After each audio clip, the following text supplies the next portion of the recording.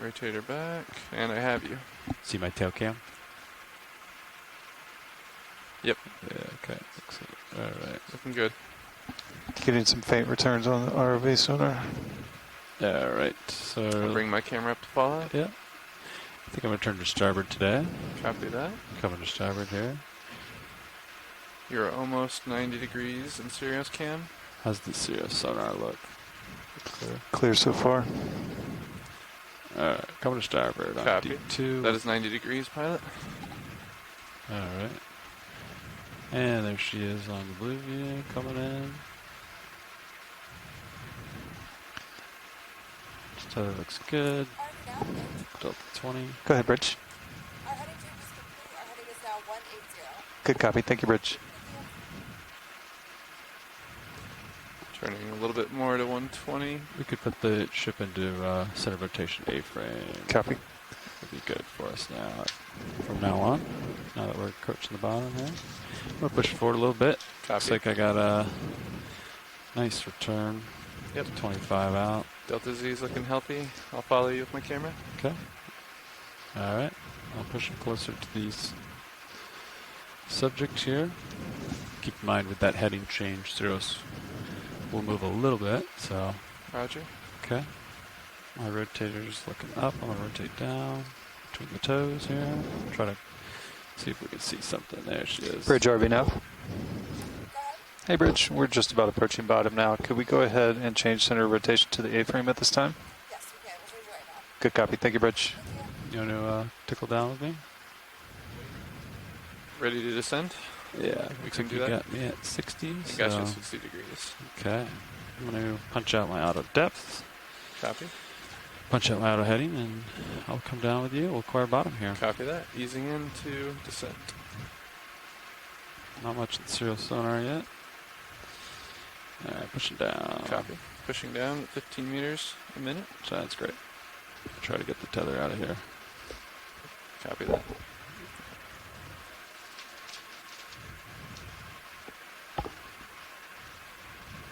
Looking at D2, 45 degrees. Yeah, it's like, in reality it looks like a slope, but according to Blue View it's more of a, because I was looking straight at it. There we go.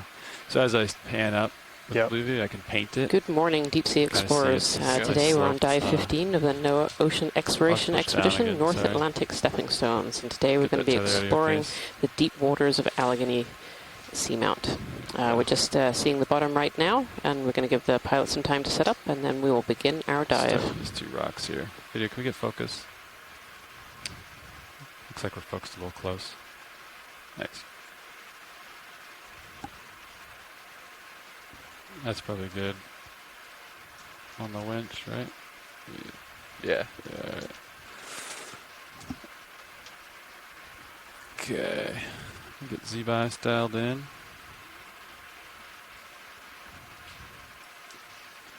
Get my, and then you can get my swing arms out when you're ready. Copy that.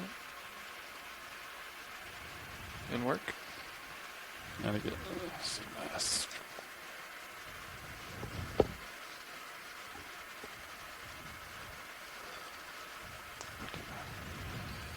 I don't think I've got good focus on HD2. I do have control, but it just doesn't seem to be going in.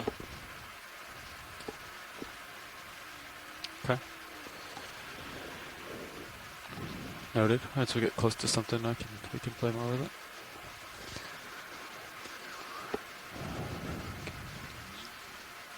Alright. Comps look good. High voltage is holding 42%. Hydraulics 51. Still dialing in my Z-bias here. I'm a little positives.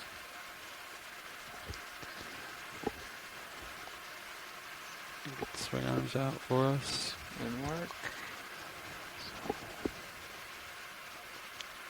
Looks like kind of a boulder field slope. No cliffs to report yet. I'm going to check the zoom on Sirius camera. Copy that. Not a lot of current down here. See all these rocks down here? Quite a few options. Starboard upper is almost fully deployed. After that. It's taking its time, as it likes to do sometimes. Okay, I'll let watch lead know that we're set. Copy that. Hey, watch leads, this is your pilot.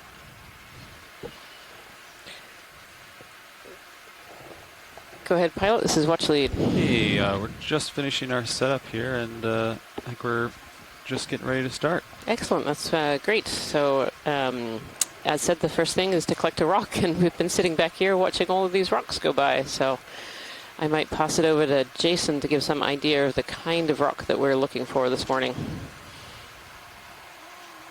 Got lasers on it, Yeah, I guess we will look for a particularly angular one, which I'm not sure we'll be able to find in that pile of angular rocks right there. Working 120, this angle pilot. So, yeah, I think we have an abundance of choice here. So wherever we can get set up, I think we should be able to find something appropriate And hydraulics are secure. in this immediate area.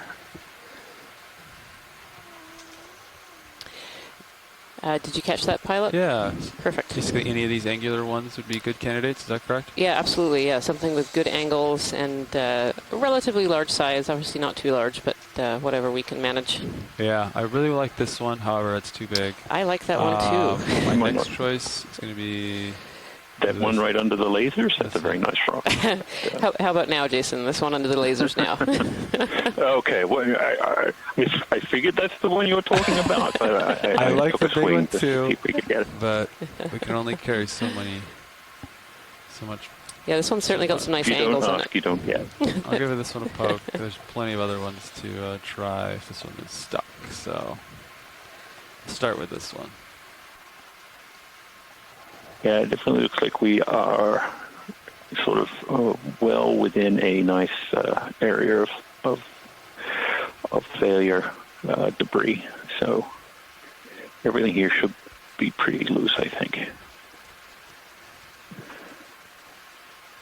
We'll let the pilots do their thing, and Would you like me to ramp up your be hydraulics? back with you soon. Yes. Copy that.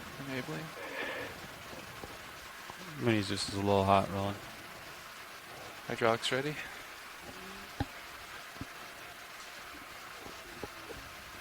Okay, vehicle's pretty steady.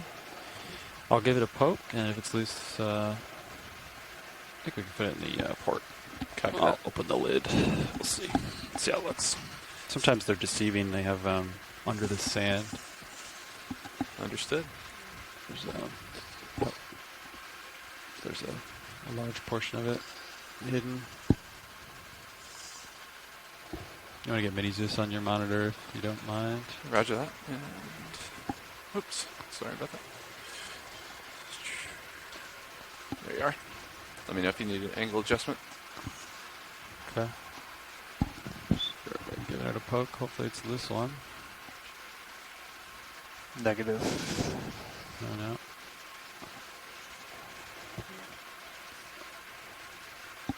This one looks too small, doesn't it? It's just a little baby rock.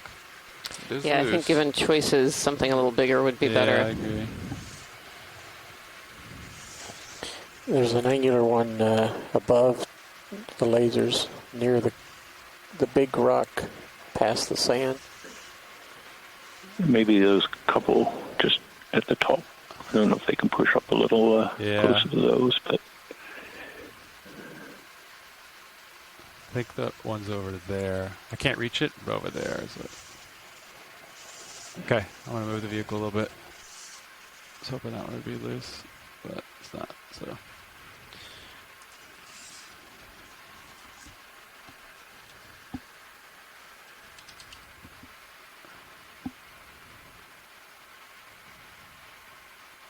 Keep it on my brow. You want to pull up the Copy. Sirius cam there, just so I can see that big rock in front of me. I want to see what that is.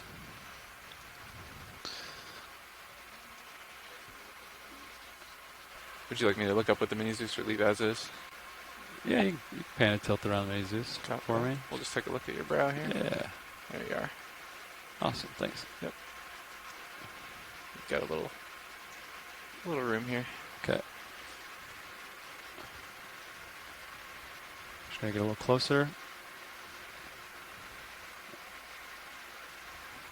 I think that lower right one is going to be the ticket. Just got to get a steady foothold here.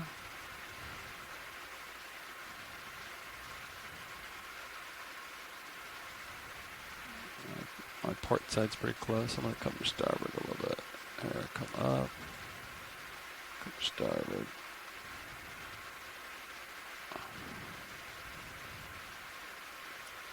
Back down.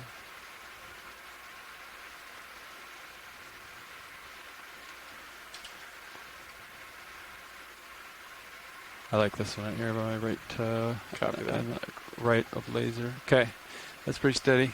I'll try it. I'll keep an eye on the elbow on that big rock too.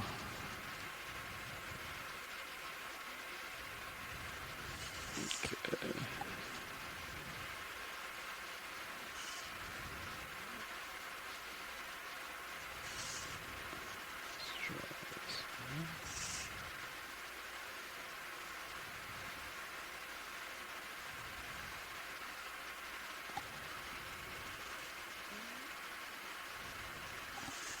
Careful, you're moving a little bit.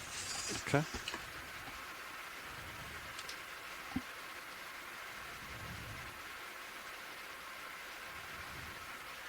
How's that? Nice. Yeah. Am I holding better in this position? Yeah, let's give it a second to settle. But I Okay. think you're good.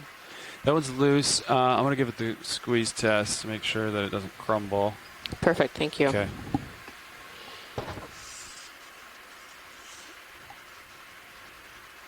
Looking good.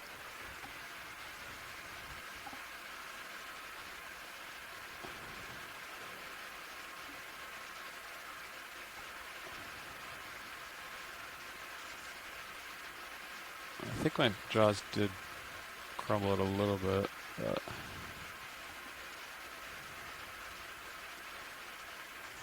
is this a... Oh, yeah, there we go. I can see the bottom of it now.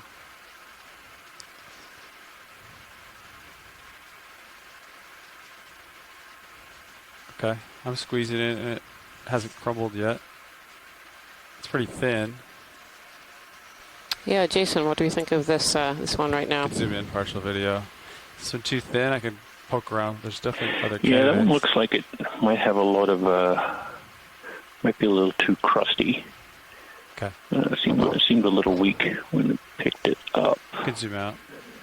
I hate to throw them back, but I think this is a good place for choices. There seem to be Yeah, other yep. choices on the ground here, so we could pick up, maybe the one the Yeah, lasers are there on was a- directly.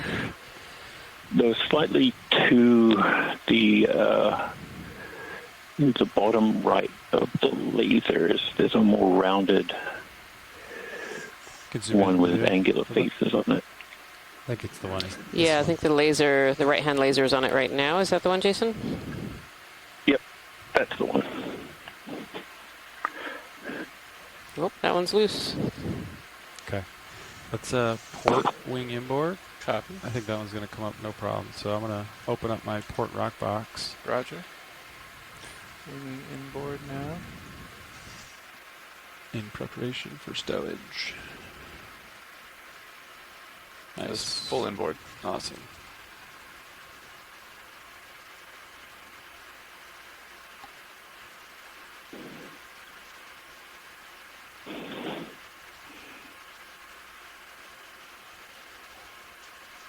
Okay.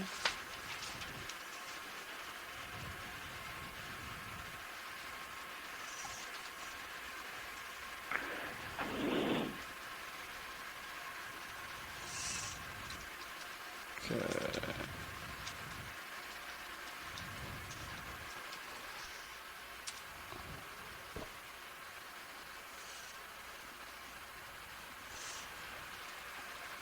There we go.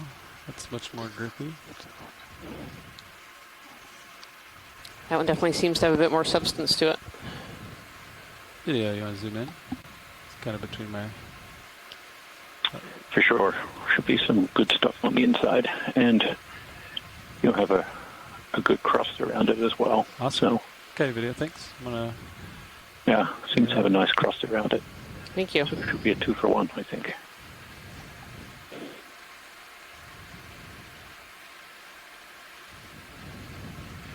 Nice job. So pilot, this is watch lead. Go ahead. So there's a request just to pick up another piece, even that crusty piece, and also to collect it in the same box, if Awesome. that's a possibility. Yeah, that's definitely. Thank you. Definitely a possibility. Is the larger one? If that's So a go, we would that would be okay. Okay. You want to center that one up, and then video. Do you want to zoom in on Mini Zeus? I'm just gonna this one right here, right? My jaws are above is what I'm thinking. Just gonna hook the back side carefully here. See if it's loose.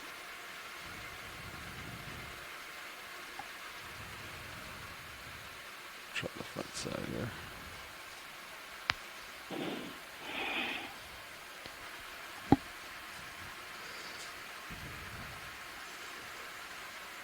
Yeah, nice and loose. Okay.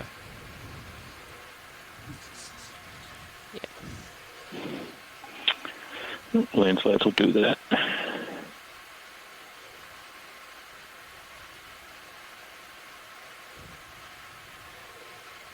That's a squeeze test.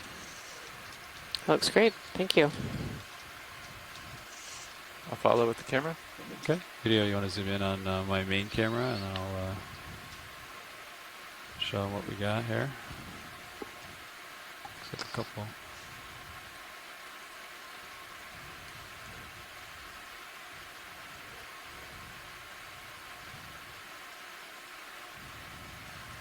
Yep, that's a good one. Okay. All right, video, you can come wide. Thank you, and I'll pilots. get port rock box. We'll have 2 rocks in it here. Perfect. Same Thank you. spot. Just put it a little bit over here, I guess. There we go. That'll work. Nice.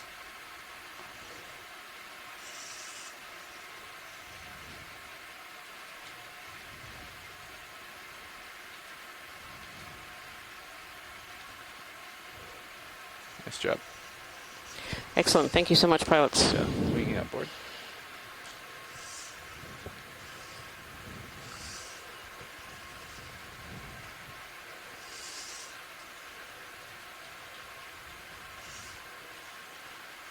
Thanks for following me. Absolutely. Arm secure. Nice job. Looks like we got some waypoints. Hydraulic secure. All right. Want to take off? Can I take my camera back? Sure can. Copy Yeah, that. pilot, it would be great to actually have a look at the fauna on this rock. I believe on the top left, when Mini Zeus is up there, there's potentially some corals and some sponges. It'd be good to have a look at this rock as we begin our transect here. Awesome. Yeah, I'll go for the sponge and the Brazilian to our left first. Thank you. Taking off. Nice job. Thank you. Gotta watch my brow carefully as I some rocks to my port side too. You can see that port rail cam. So I'm Yep. gonna carefully kind of get D2 out of his parking spot. 120 is to your port a little bit as well. Okay, copy that. Coming up easy here.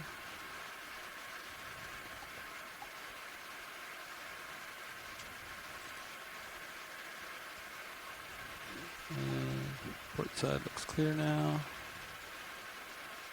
Okay. Video, you want to frame up these two? The Brazingit or these two? Yeah. Sure, kind of. Yeah, it almost looks like there's potentially something encrusting octocoral. Oh, a little Anthomastus. 1, 2, 3, 4, potentially 5 of them just Come in behind on this center. this Brazingit here. Yeah.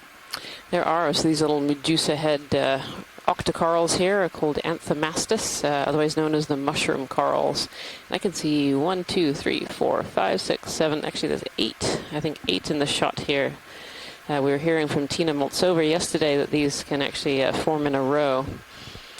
And they have these big, long tentacles, big, long polyps, big, long tentacles. And they actually have a secondary set of polyps as well, which are much, much tinier, kind of in the top of the mushroom. Very nice. Just gotta hold this shot for a second for you. I'm counting at least 17. This little spiky ball sponge on top too, looking like it's growing out of either a little rock pinnacle or potentially some fossilized coral material.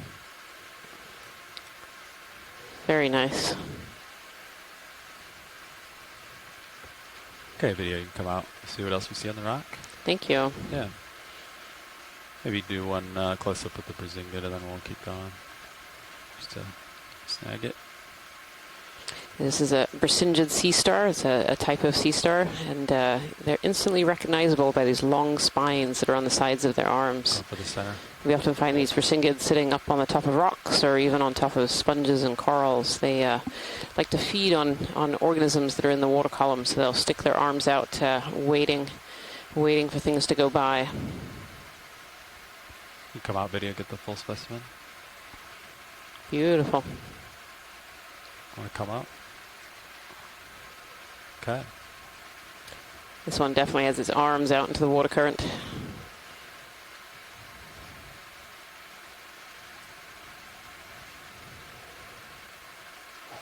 What about that thing on that You sponge see on the there's left? quite a bit of branched life item? on this rock that's sticking out.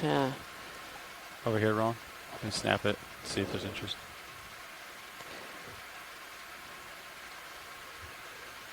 Is it possibly dead? Oh, it's got a little Oh, polyps. no, it's got, yeah, I think this little hydroid here. Beautiful. So on this branching organism on the left, you can see little polyps sticking out. I believe this is a hydroid. Yep, and I have confirmation from our science team on shore in the chat room here. Beautiful. You can really see those polyps, and if you look really carefully, you can see those little tiny tentacles in there Sorry, that Roland. suggest that it's Come out. this hydroid, a cnidarian, so in the same phylum as those corals and anemones that we've been looking at in previous dives. Beautiful. Something on the upper left, white.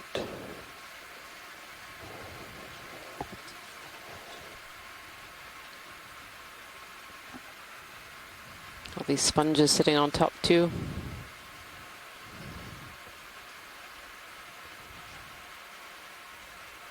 Oh, and I think I even see some coral there in the distance sticking up, kind of a white branching arm on the rock behind. I can hop that way. Thank you.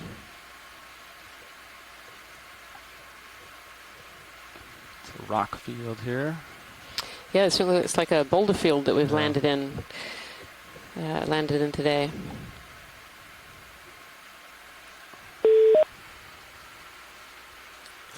So if you just joined us today, and I want to say welcome and good morning. We are on dive 15 of the North Atlantic Stepping Stones, the NOAA Ocean Exploration Expedition. We today are exploring Allegheny Seamount, and we're actually having quite a deep dive today. We started this dive at 3,443 meters depth. That spin settled we've like that just for a good landed, just 15, collected our 20 first minutes. rock samples, and we are starting our track and looking at these large boulders. We've been fortunate enough to land in quite a large boulder field that's actually covered in all kinds of life. We've seen some Anthomastus, and now we're just zooming in here on some bamboo corals. There we go. I'm going to try to hold this for a second, Roland. It's in an awkward position. Oh, my toe slipped a little bit. Morning, Rian. Oh. I'm looking at this bamboo, and it looks kind of opaque and milky from a distance here. It does, it does. So, yeah, it's going to be probably in the B clade or the J If it's clade. okay with you, I'm going to bring my heading to face you and actually look towards J the clade would direction be of jasonitis. Great.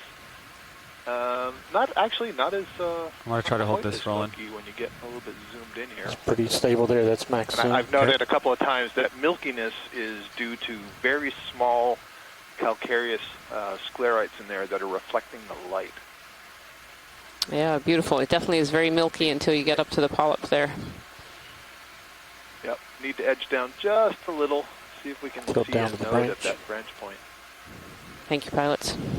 There we go. I don't see a node there. Yeah. Though it's interesting, I actually don't It's a see little bit any too nodes. disguised. Yeah. Looks like you got uphill at 135-ish, 140-ish. Beautiful. Thank you so much, pilots. That's great. Concur. Okay, video, you can come out. We're going to keep going. Needle-like sclerites is kind of interesting. I noticed a very straight stick behind it to I the think right. I don't know if that's 135 Oh, or 140 I will be a actually good see. track to start. So, pilot, this is watch lead. Go ahead. Right behind the coral, if you go in a line directly up, I think there's one of those black cereanthids. I'll come in video, Yeah. and then you can guide me to it. I see some Oh, arms got it, sticking got up it. there. Okay, Yeah. I'll work my way that way. You can come out video. Yeah, and if this is indeed one, this could potentially be a target for a collection. Okay. Go ahead, Bridge. Is this It is, yes. Thank you. Looks like our Coming up with you a little bit. head wall feature is going to be to our southeast today, so we could do a bailout of a 325. Throwing in Thanks, Rich. some geology here while we get positioned for a better look. You know, these are essentially boulders. These are not in situ. They're displaced from the wall. As you can see, we had quite an easy chance at picking up some rocks. We had more than we could even grab. So it looks like we're basically within a deposit of material that's tumbled down the side I of the ring my Seamount. So, half-light bar and how long ago it happened? pull I'm not lights all the way sure. up, please. Roger that. Certainly a lot of life growing on these Thank you. kind of craggy, broken up rocks. Okay, video. Stay by 1 second. Okay, come in. I'll try to send you up video. Beautiful. So this is what we call a cereanthid anemone. So it's a type of anemone that has tubes, or this particular one is tubeless. They're recognizable by those middle ring of tentacles. So they have the inner ring and they have this outer ring here as well. And these are really, really unusual. This one is an unknown species. Guess you can bring those lights to like 90% or something. And there's a great 95. discovery here for 3,442 90. meters depth.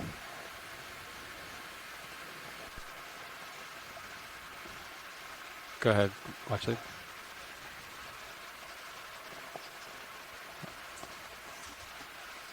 Suction sampler. Okay.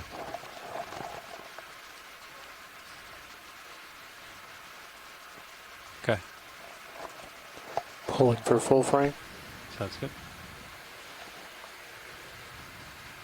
Slight tilt up.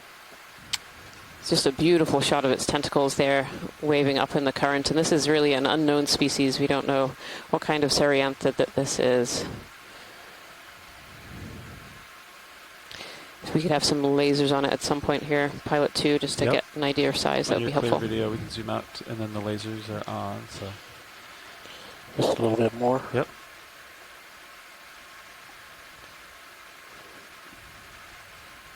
And pulling full wide. Okay. Now these cereanthids can actually, a number of anemones can eject their tentacles, which means if a predator comes along and gets caught up in the tentacles, Press my joy lock they're button. able to eject the Roger tentacles, that. let them go, and the predator can wander off with a tentacle in tow.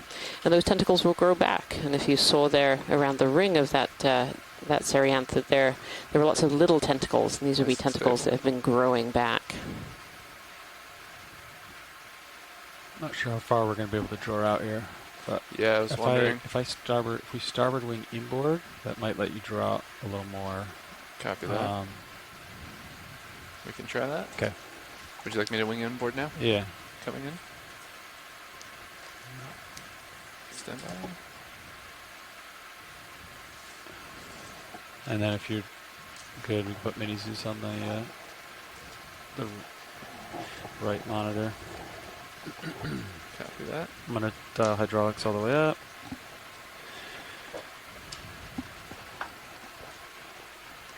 And then that might allow you to draw out just a little bit further Copy for me that. to acquire the suction sampler.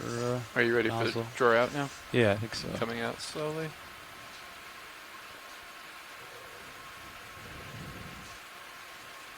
Is that going to interfere with you trying to grasp? the So hose. what we'll do is that's good. I'll grab the hose, pull it out a little bit, have you draw back in. I'll do the sample, and then to restow the hose, I'll have you draw back out again. Copy that. So I'm I just can wing it outboard just a little if you need it. Just let me know. Okay. No, I think I should fine. Copy that. Video swapping out. Copy that. Yeah, and then I'm thinking if we want to grab the end effector in such a way that the long section is on the bottom, and then I kind of scrape the bottom off. Yeah, roger that. Sounds like a good approach. So I think if I very carefully kind of reach over a little more like this, that might put the end effector at a little better angle.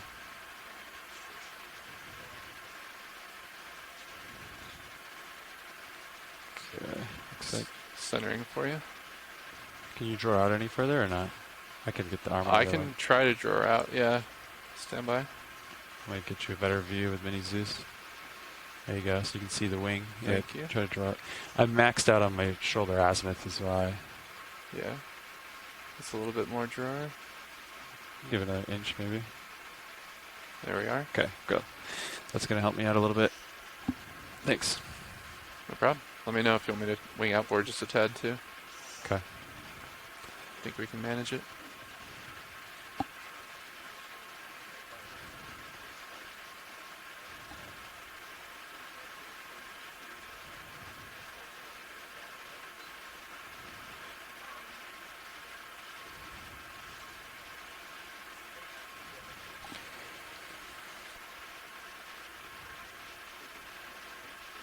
Okay.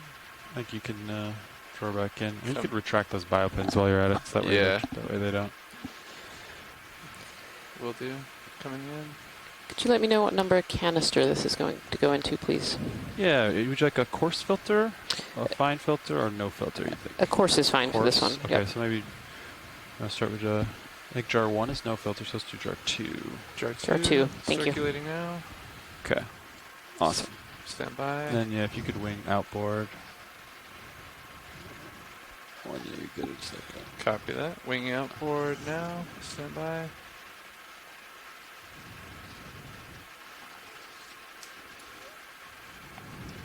I think we can actually go full outboard potentially.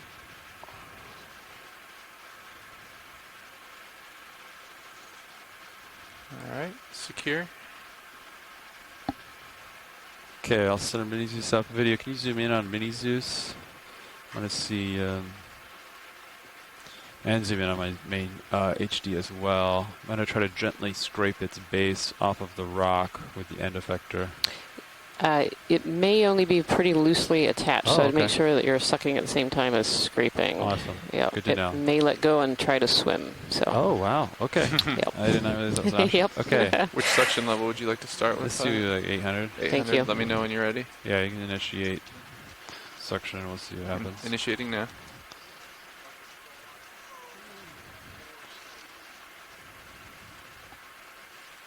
Looks like we have. Keep your hands inside the vehicle. Oh, there you go. Look at that. Wonderful. And then once it gets in, then just kill the suction, yeah. Yep. There it is. Got it. Bingo. Perfect. Secure. Thank you so much, pilots. Some of the arms may have let loose in the tumble. But it's in. You can index to 6. Or I got it. okay. 6. Indexing. Nice collection. And then if you wanted to just wing in and draw back out again. Copy that. Winging in. And zoom out video when you get a minute. I think they're in the middle of their swap still. Oh, got it. Okay. Coming out. Next video. That was really nicely done. Very clean. Thank you so much, pilots. Yep, no problem.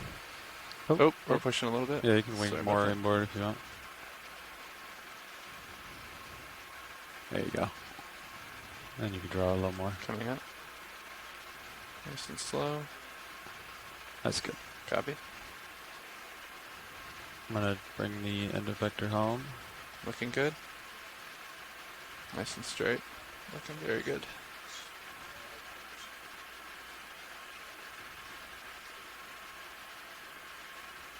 And let it go. Nice job. And you can draw in. Coming in. On your leisure. Looks like we got a waypoint. Going outboard.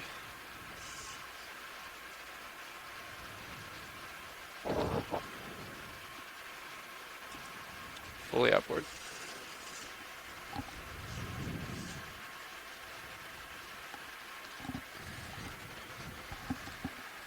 Securing hydraulics. Hydraulics secure. All right. Nice sample. Thank you. Taking off. You can take your monitor back Thank you. whenever you want. We'll keep going. Yeah, that released from the rock. A lot. I was anticipating it to be like really stuck to the rock. Yeah. But not at all. You want to get minis just looking back out? Copy that. There we go. Perfect. All right. Thank you so much, pilots. I think we can start our transect and just zoom and look at things on our route here. Awesome. We'll head uphill. Perfect. Looks like uphill's a 140-ish. Copy. Hard to believe we haven't moved yet too far. The rocks and biology and... This has been a great landing site. Video and a snap on the... yeah, so it's kind of in an the awkward mapping team. position, but we can just We're get a finding snap this one. ID. Yeah. It's one of those A sponge on a stalk. tulip guys. Yeah. Just do a flyby. Tulip sponges. So good morning, deep sea explorers. If you're just joining us here today, this is dive 15 Thanks, Peter. of the We'll keep NOAA going. Ocean Exploration Expedition Goodness. North Atlantic You and Stepping Blue there. Stones. And today we're Yeah. exploring And then you can the stepping turn my stone oxide off. Allegheny Oxide Seamount, off. which is about midway, Oxide off. almost midway along the New Are you England comfortable Seamount with your chain. F-bar and pulse? We're doing I a am. deep They look dive perfect. today and have Copy. landed in this kind of bouldery rubble field, and have already been fortunate enough to collect some rock samples and to collect a very unique Seriantid anemone as well. Tether it around. Understood. Blue view looks pretty clear. Is that a... Let's see. I'm just going to paint this with blue view. Pilots, this is watch It sleep. has Go ahead, been Roxanne. mentioned in the chat room with the scientists helping us out from around the world. Go ahead, watch We've this. seen some ripples in the sediment suggesting we have Yeah. some sort of level of sustained current flow, Yeah, all even the at this tentacles. depth of Okay. 3,440 meters. We're Yeah. We're Let's traversing. take a look at the sediment. Well, So at the least we're ripples? starting out to traverse up through this area of rock debris Come down a that's little bit. broken off the flank of the seamount. And going to take a little zoom here of the sediment. Shrimp is going to get a little bit involved in that. Of course. That shrimp is And it- photobombing the sediment. Trying. It's like I live here. I want a picture. So, we're not seeing as many pteropods that we have seen throughout the dive, and that's likely,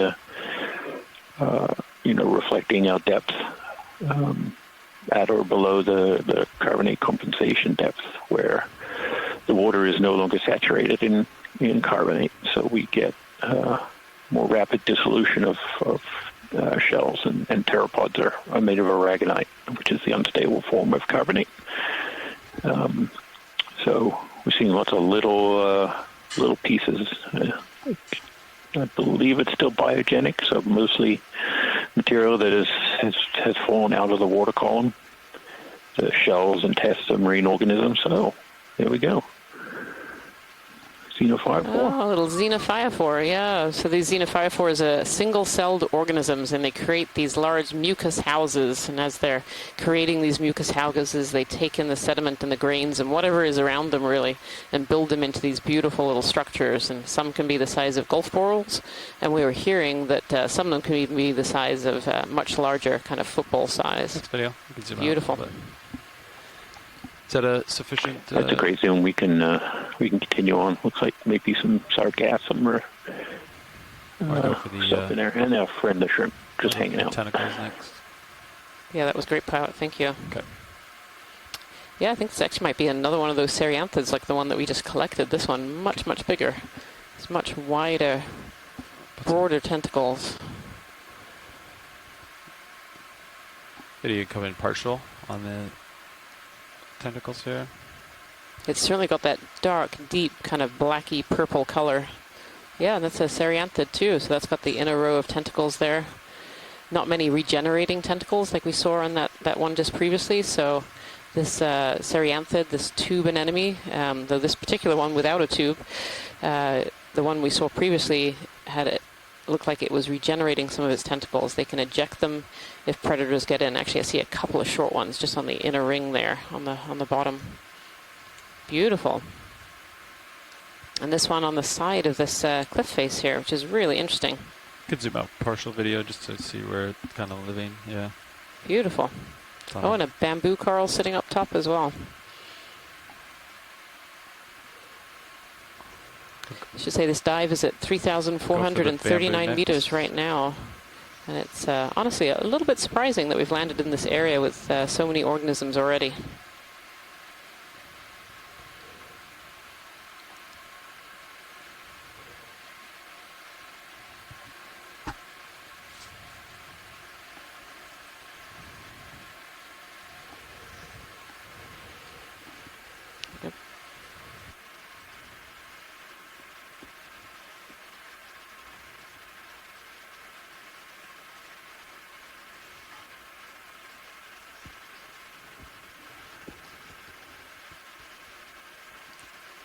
Okay, that's video. Come out. Nice overview shot of the rock and then the nips there. Yeah. Yeah, those wide angle cameras are great. Boulder field. Yeah, that looked like an unbranched bamboo coral. We have some crinoids around as well. Quite a large boulder. Gonna keep moving. Yeah, looking at you 40 degrees, pilot, when you get out to a comfortable distance. We can put in a ship move, perhaps. Yeah, we certainly landed in an area of showing evidence of substantial instability of the flank of the Seamount. Very interesting geology. One of the things that people have been watching along with the previous dives is, look at that. These look like they are likely in place sheet flow textures on these rocks here. So we're sort of in this debris chute area, and now we're moving over into more in place rocks. That's really dramatic. You see the different sort of levels of perhaps of different lava flows that have come through here. Previous dives, we've seen a lot of pillows. And other, more rounded features, but these are very angular and all sort of pointing down slope. So I'm wondering if we're seeing individual sort of eruptive sheet flow type morphologies here. These are in place and probably likely the source of some of those bigger displaced rocks that we've seen. Don't Jason, can we get a glance at that white branching coral as we pass by it? I think it's dead, but it just looks different. Top big one? Or are they talking about this little... Sure thing. I can request from if the pilots Pilot. are able to zoom. Pilot? Hey, which one? Lower left or big one upper? Hi. Pilot, can we get a snap zoom on that coral as we're passing by it? Yeah, this one right here? You can Yes, snap it? dead center. Yeah, video, you can come in. Thank you. I'm going to get you closer video, be advised.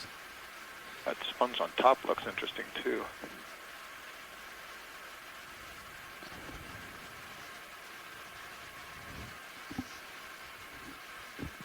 I'm going to get you nice and close. Bob? Still getting closer. It's interesting, you said a couple of times, we're really deep today. Right now, about 3,400 Okay, video coming partial. meters or so. I'm going to float here. And so we would expect to see somewhat different fauna, different corals and sponges than we've been seeing on shallower depths. So it's very useful to get a look. Try to hold that. I think this is a prinoid. Really bad shape. I'm So floating coral here, in so the I'm going to family oscillate a little bit Prinoidae, but you video. can see So there's we'll a just try few polyps alive. hold this. Just sort of below the cluster of brittle stars and the Brisingid asteroid that's feeding there. All kinds of stuff on the skeleton. I'll go for the polyps video. You can zoom in a little more. Barnacle, there may be snail. Yeah, those polyps, I think. A few little,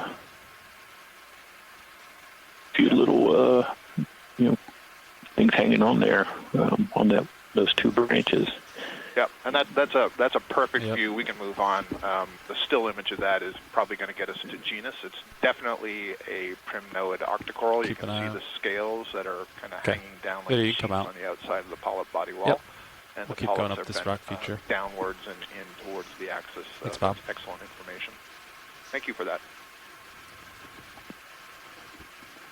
Just going to back away from the rock and then kind of come up it to that big sponge up above me here. Looking at you 3-0, I'll come up. We've certainly seen more corals than I thought we would see at this deeper depth. We're about 1,000 meters deeper than we've sort of averaged for most of these dives. Yeah, so we did do one dive in the corner rise area at 4,200 meters. So this would be our next deepest dive. And if people are watching at home on stream 3, they can look at the blue view sonar. It's showing a really dramatic pattern of what looks to be these rock outcrops just covering the slope ahead. So we've got another sponge here. That's about my level of being able to identify the species. I'm not too far from it, Jason. Incredible morphology. I mean, it's probably a glass sponge, but what I was remarking on from distance is how smooth the appearance is. Really quite remarkable. I'm going to get you closer to video. Pretty large. You can see it's at least 20 centimeters across there. Those two lasers are probably move 15 meters each other, allow us to you're heading, or 10 meters if you're comfortable with it. Co-pilot? Yeah, I was thinking 10 or so. We could do 15 if you want. Up to you. Okay, let's do 15, right? 140? Yeah. Sounds good to me. It's not of a type that just leaps to my mind that I can very quickly identify. We'd have to go through, or I'd have to go through the basic animal guide. Zoom in a little bit video just to frame it up, and then we'll go for the edge, the upper edge of it. A bit more about sponges. And then our primary sponge experts are not available today. So what we would do is I'd like to request a ship move, please. Range 15 meters, bearing 140 degrees, speed 0.2 knots. You can see the pores in there that it feeds. Good copy. Thank you, yeah, Brady. those pores are probably X-current pores. You probably can't see the in-current pores. They're really quite small. But you can absolutely see the architecture of the overlaying siliceous spicules, those glass-like fibers that create the overall architecture and skeleton. And the cells are kind of hung on that architecture. And some of those cells interior to the walls of the sponge have flagella that beat and create a suction. And so most of the suction is going to be on that outer wall. And presumably most of the output, the X-current flow, would come into the interior of that vase and then outwards. Very nice view. Okay, come back in.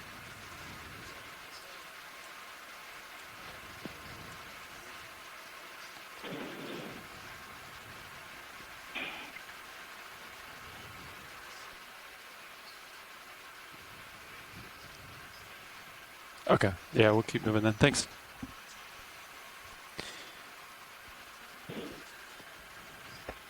Okay. Yeah, we're also seeing quite a bit of these leftover coral stalks that were at one point attached and potentially thriving in this environment, but you can see now it's all coated in that ferromanganese crust or patina. Copy that. In this area, all along these boulders. Exploratory. What's it seems to be a mix of both it's like a nice slope. Live and dead varieties here. The skeletons are certainly coated. Some of them look very, very coated in the ferromanganese crust. But again, more than I and in terms of the live examples, more than I expected to see. A number of different. Yep.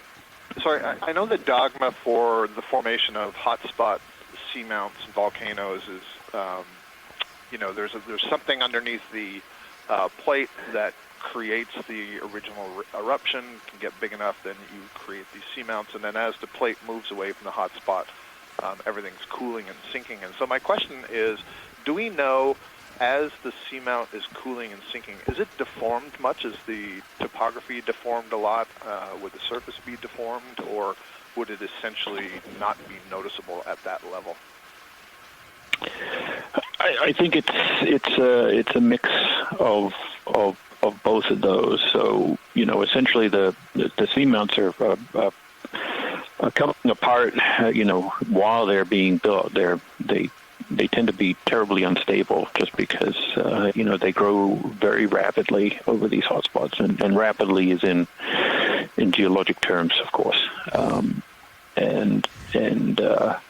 So we're seeing this one area here where it appears to be these huge blocky sheet flows of lava that were cascading down the side here. So there is this inflation of the crust as it goes over the hotspot. But very, very shortly thereafter, we do see substance of those. Is that another Resingit? There you go. Substance of these large edifices, both in terms of, they can grow and be quite heavy. So once they've moved away from the hotspot and the crust is cooling, they subside. But also the crust has moved past the hotspot, and it's no longer inflated. So, there is this kind of dilation of these seamounts that leads to instability of the flanks. And interestingly, we've kind of crossed two different seamount chains in this expedition.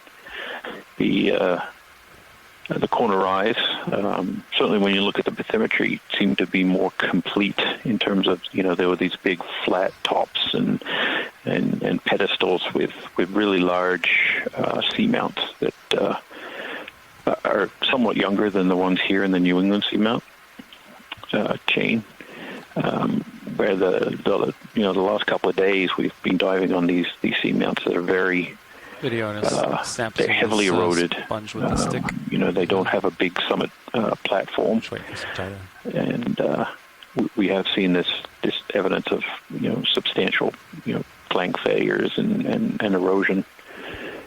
A little stalk sponge here as we cross up these sheet flows. Yeah, and while you were... So, yeah. Sorry, please finish.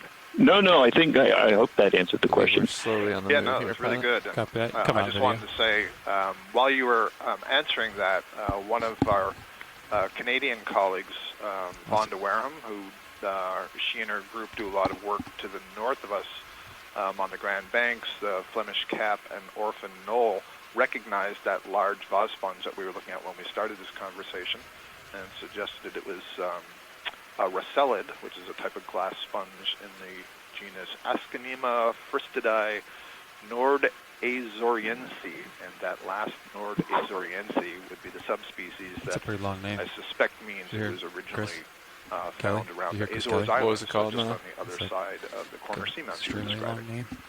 Like so many syllables. I'm glad you read that name. I probably couldn't get past the first A. I was practicing while you were talking. Yeah, I do rock and sediment. A couple meters each other here. It's much easier. And Video, you want to snap zoom these here two? we are looking at the rock. Pointing out that, so we have these colleagues from Canada, from Russia, from all over, each of whom has their own expertise, their own experiences in the deep sea that can offer us a lot more information than Jason or I can provide. So thank you to Vonda and everybody else who's participating in providing this great information. Pretty dramatic today. Yeah, for sure. Lots of experts in each of these these sea stars. We have Chris Ma, who's I see he's in the chat room, and sponge experts and in fauna experts, people who look at in the sediments, and certainly quite a number of, like Scott, of people who are, have vast experience and expertise in different corals, and probably get we 10 more meters in, or we can't bring everyone out 15 on more? the ship. I'm not actually on the ship. I'm home, which is Still drifting certainly a a little different bit, but experience it's for very this slow. year for I think we could do another 10 or so at least. the Okeanos Explorer. We only have one science What do lead you got in front of on the you? ship, Looks and pretty that's good. Serious view. Brian Waller, who's Yeah. currently at looks lunch. pretty clean. Yeah. And Another then 15 myself pilot and Kira 150. Mizell, the geology co-leads, have been working from Yeah, shore. clear. Okay. Thanks, video. I'll come up and scan. I've been a little noticing in the chat Yeah. here Bridge, are we now? things we've with the passed over. video, We want to can try to get get a a better look Bridge, at. I'd like to There's request another And ship, all please. 25 meters from Range me. 15 meters, Possibly bearing 140 degrees, speed Colin? 0 decimal 2 I'm seeing knots. straight out. Oh, yeah. Only thing I Keep an eye see out is like if we see holes him to our again, we'll point left. him out. Yeah. I think those are Good copy. Thank you, Yeah. Bridge. Yeah, that looks good to me. okay. Little sponge out there, be fun to see. I'll acquire this cluster to our left. While we wait for some more tether here. Copy that. Ship is on the move. Thank you. Appreciate that. A lot of these tulip kind of sponges today, huh? Yeah. A couple of them. I like those. Yeah, quite dramatic substrate here. Bob, can we go for a partial? We started out in Sirius? scattered boulders and cobbles and other pieces of rock material, and we're able to grab a number of samples, much appreciated. which makes geologists like myself quite happy to see. But have now, kind of, we haven't even gone that far, but have the bottom has changed into these, very prominent rock outcrops, lava flow morphologies. So far, they seem to be kind of sheet flows, and what we might be looking at here is part of a, sort of a section down through some of those sheet flows, looking at, multiple layers of cooled lava that accumulate over many hundreds to millions of years to generate these seamounts as they go over those hot spots that we were previously talking about. Frame up the sponge Big video. accumulation of sponges here. I'm not sure if the whole thing is sponges. Yeah, it might be a I'd say number of we different have species. Yeah, at least 3 different species of sponges, Hold including that. that stalk that's above it is yet another type of sponge. Drifting I ever think so the slightly yellowish closer. ones, yellow-brownish ones are in the genus try to maintain this Geodia. They distance, have that but sort of I'm floating. characteristic grapefruit shape with that opening at the top. And then I was going to say that there's the white below is an encrusting sponge, but I don't think so. I think it's a bit of a massive sponge where much of it is dead. The brown parts are dead. The white parts are still alive, but it's all looks to me like one very large sponge that just has differing levels of health. When to Sirius the is doing tissue good, I there. always glance over and feel really close. I was going to also You know note, what I mean? Tina Yeah. Molotova noted Then in I the gotta chat remember room who's that it's doing. great I'm to ready have to come hard out. I'm just substrate. letting So you Yeah, get issues no, in here. you were yeah, saying, looks how good. the vast Pretty age stable of here. these seamounts. And so Okay, Vinny, while come they're on out. the seafloor, all throughout this time, Clear on Copilot too when you're ready. particles that are drifting through the water column Awesome. and settling on the bottom that Thanks, form video. the sediments that you've been looking at I'm gonna closely kind of for a work long my way period up of the time. sledge. Can You cover can the come out on substrate up. Sirius as well. So it's really nice to be able to see an area where they're Thank you very much for that. exposed, washed off, so that Nice the work. successful community can establish here. Yeah, so it looks like a sort of a flat, maybe roughly stock Good copy. sponge, Thank you, very Bridge. interesting shape. I'm gonna pirouette it to see the Yeah, profile. there's these groups of them here. All right, John, that move is complete, Yeah, there's so one in the copy that. center. let's is see the what one you get on that this got my one. attention. Yeah. Oh, this one, yeah. I Yeah, don't it's seem to really something notice like this. Sirius's movement until a minute or two after about the a week shipment ago, completes. maybe now. Those 15-meter Video, ones. you Uh, want to frame up it's the really flat, sponge? kind of foliaceous, if you will, scoop-like sponge. Yep, that looks a little bit more recognizable from this angle. Hold that, yeah. Little catcher's mitt, standing up there. Globe sponge. It looks like it has 2 eyes staring at us. I thought that too. Some kind of crustacean. It looks like a little amphipod, the little red thing that's up on the right finger. Video, you can zoom out, and we're going to do a quick pilot change. We'll be back with you. All right, well, we're going to do a quick pilot change here. So this is a great overview of what Jason and Scott have been discussing about the overall geomorphology of the area, as well as those leftover coral stocks that we've been discussing. And we have some really interesting sponges that look quite, what, I'm not sure if there's the right term, clogged with a lot of potentially the marine snow that's in the water column there. Because of the sponges are filter feeders, things pass through them and that's their ability to eat. So I'm not sure if that's just an abundance of potentially particles that eventually got stuck on these sponges, or if this is normally how they also look. I'm wondering if at a certain point there's so much particles around it where water can't actually pass through, and therefore the sponge can't actually feed on anything in the columns. Scott, do you know of anything like that? Is that something common that we see? Yeah, oh yeah, absolutely. I mean, sediments will be the enemy of the sponges because, you know, they're built on that plumbing system, except for the carnivorous sponges, which are a special subset. But all of the others, if they can't get a water flow through the body, then they're basically doomed. And so, you know, that sponge that we were looking at on the wall face, clearly certain parts of it had more sediments that had accumulated on it. It looked like it had killed off the tissue. Other parts were alive. And, you know, sponges do have the capacity to some degree to reverse the water flow that's moving through the sponge body, and so perhaps, you know, try to blow off or dust off to some degree, but, you know, not easily. You know, they can't just pull out some structure that wafts off the top of the wall to remove any of those sediments. But these Geodia grapefruit sponges do tend to have this coloration. I think maybe it's partly the spines that are erupting from it. They do tend to accumulate more of the sediments around it. So that's not unusual, that color. And I don't know how it is they deal with that and maintain a good water flow.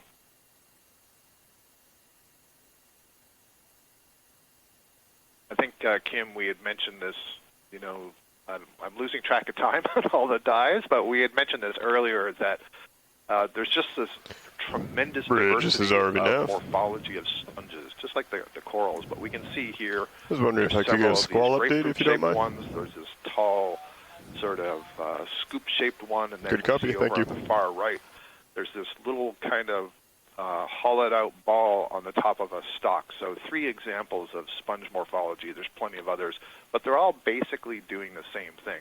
And that just tells you there's a lot of ways to make a living where you're filtering water. And, you know, they've come up with different solutions for what is the best way to enhance that water flow right around the body. Absolutely, and as we can see here, so many of these different sponges can actually thrive. We've been seeing throughout these dives, especially in the deeper areas, these sponge gardens. So we know that there's not one right way to do it. And not sure if we know even why certain sponges are shaped in certain ways. So great point, Scott. It just goes to show there's so many different ways you can essentially do the same thing. That makes it so much fun to see all the diversity and see the ways that life has responded to the challenges and bring them to the the diversity parallel of with color, the morphology, and Good so on. copy. Just a real treat.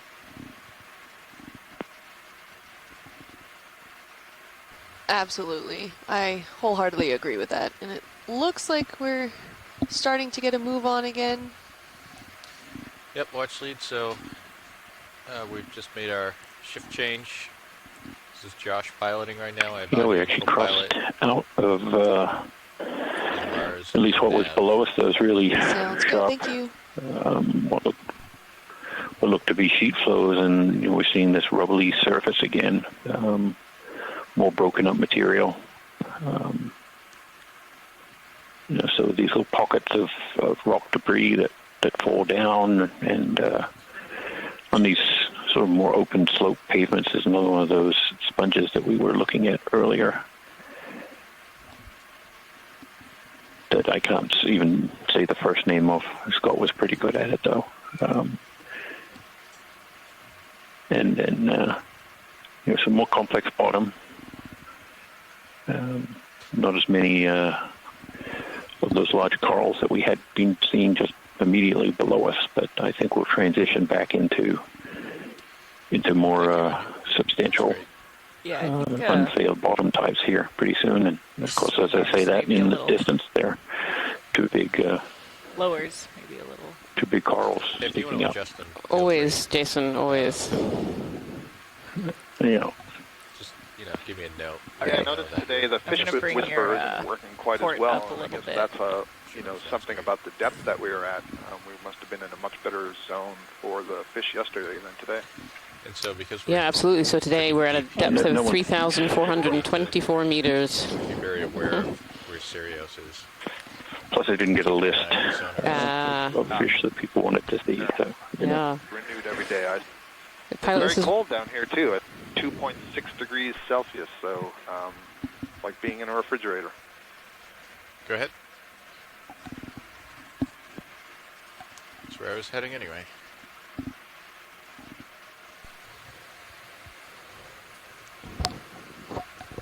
so just have a look at these two corals that are coming up. These look like bamboo corals. One seems to have landed on an old fossilized stalk of a coral that was here before. I can kind of see the black, that ferromanganese patina that occurs on these dead skeletons after a while.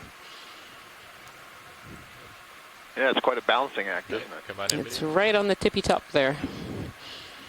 Yeah.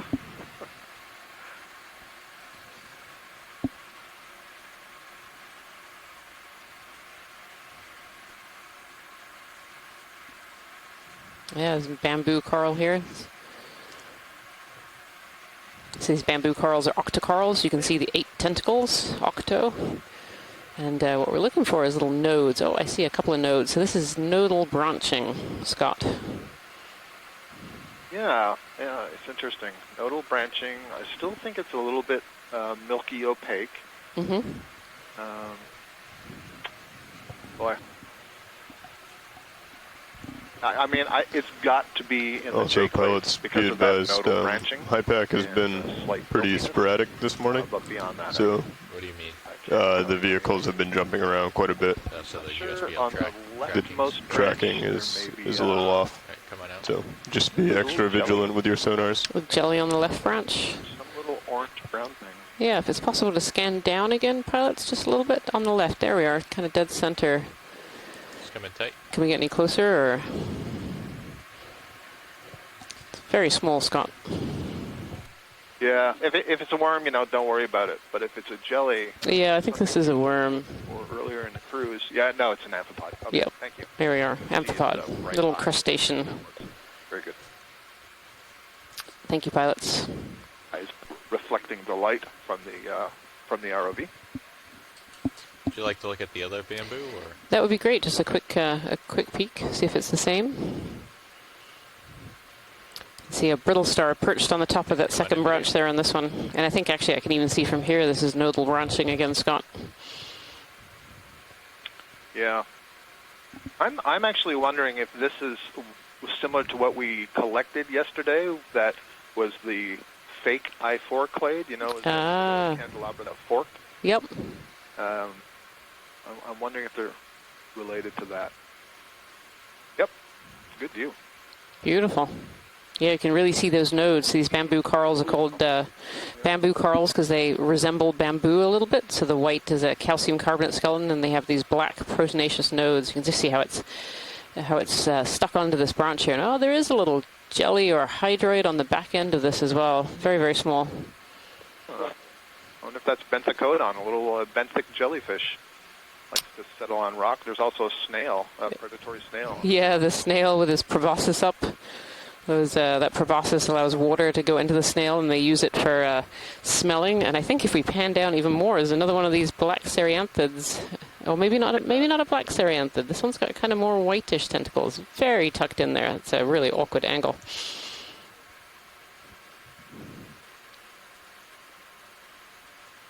I'm frankly a little bit surprised at the amount of stuff that we're seeing down here at 3,400 meters. I am too, Scott.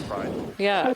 Yeah, I am too. This is definitely was not what I expected, certainly for the beginning of the dive today. This is really quite exciting. Yeah, that's a cereanthid anemone This one seems to be burrowed in the sediment, so the one that we picked up earlier appeared to be just kind of attached to the rock. But this one you can clearly see is very tucked into the sediment, so probably has one of these long tubes. Beautiful. Yeah, so Les Watling is suggesting the coral that we're just looking at might be a branched Bathygorgia. Oh yeah, look at that beautiful Serianthid. And you can see that second row of inner tentacles, they're really short and stubby, kind of in the middle there. And if it lifts up its tentacles just a little bit, you might be able to see the tube and the sand grains attached to that tube. Actually might be going into its tube. There we are. Beautiful.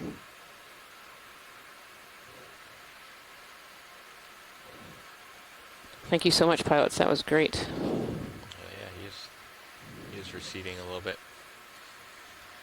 Yeah, it's thinking about it. Yeah, when you're good, video.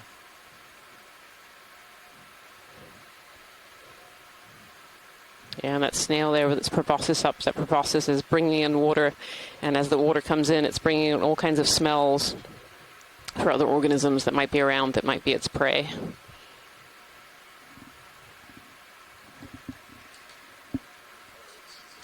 Beautiful. Is it incorrect? Oh, but you can't tell what it is.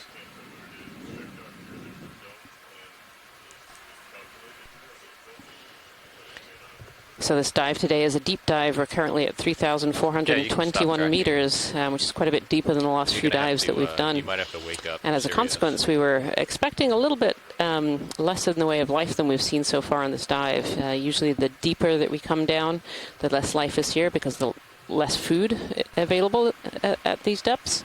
And yet where we've landed just seems to be this little oasis almost. We've seen a lot of different organisms already, several bamboo corals, we've seen some sea stars, we've seen sponges, Serianthid anemones, 2 different kinds.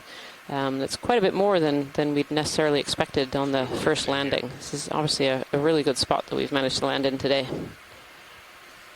Let's do a quick zoom here. Yes, this one looks unbranching. This one is, oh no, there's a little skinny branch in there.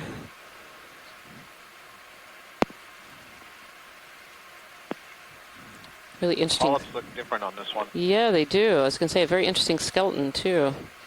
Less of that milky. Yeah. Exactly.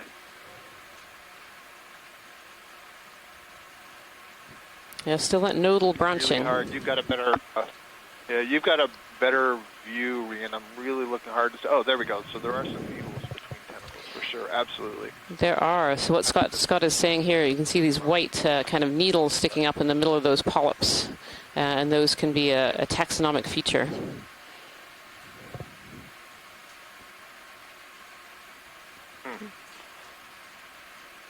Still don't know what it is, but I can tell you it's different from what we've stopped and looked at the first few times. So, interesting. Really interesting. Close look at. Yeah, beautiful. So those needle-like structures are called sclerites, and they're made out of calcium carbonate. And they're actually a taxonomic feature, so taxonomists will look at the arrangement of those sclerites, the kind of size and shape and kind of the sclerites within these polyps, and that will give clues as to what species this might be, and also its evolutionary history, how similar it is to other species. Yeah, and I can just add that, that's a bit of, I don't know, an accident of history, and that is that the hard parts are easier to look at than the soft parts, and that has to do in part with the preservation, and when you preserve things, hard parts don't tend to warp their shape or anything like that, where the soft tissue can. And so historically, it's been a lot easier to look at characteristics of the skeleton, the sclerites, and so that's where all the taxonomy was based. But what we're finding now, a lot of work that Les Watling has done on the soft tissue morphology, is that there are really important aspects to that soft tissue, the way that the tentacles interact with the mouth and the oral disc, the shape of the pharynx, the way that the overall polyp contracts. All of these seem to be important characteristics in identifying what groups these different bamboo corals belong to. So we're trying to use a lot more of the soft tissue morphology, in addition to the genetics, to guide us through all of this complex taxonomy. And I would wager that this isn't really a nodal brancher. I'll bet the branching is just above the node or something like that. Just based on the other characteristics of the polyps that I'm looking at. Sure is gorgeous, whatever it is. There we go. The pilots heard you and have panned back down to the node. Oh, responding to the challenge, huh?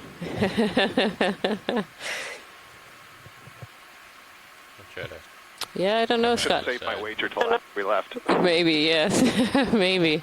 Go further down. Go further down to where you can see older branches. Even further down. I don't sure there is anymore. No, there's no more branches. No. Oh, well. Can't tell. It almost looks like it's something that's grown onto an old skeleton. Okay, thank you. Go ahead, Rich. Great. Thank you. Thank you, pilots. That was great. Beautiful. Copy that. Let me double check with the pilots real quick. Pilot ship's coming to a heading of 190, 10 degrees to starboard. Copy that. Bridge is RV nav. That is fine with us. 10 degrees to starboard, 190. So we haven't seen too many Thank you much. fish yet, but certainly we're going to keep our eyes open for them. Ken Sulak mentioned a range of fish that we would really love to see, and one of them for sure. The Erie translucent lizard fish with yellow eyes is one that I definitely want to see. So I'm throwing that out there. That if we can see one of those while we're on this Seamount, that would be great. I'm a little scared of what it looks like, but if only it was that easy, Jason, to conjure up different organisms. Right. I'm trying, So this coral here kind of caught my eye as we were going by as something potentially a little bit different. We've seen some bamboo corals so far. I think this is also a bamboo, which is a little bit of a more different morphology to it. Okay, go ahead. Yeah, this one looks like the earlier ones we were looking at that had the really milky tissue. Ah, okay. Thicker polyp. Yeah, really much thicker. So, yep. Yeah, So much. I think this is Jasonisis. Much thicker branches there.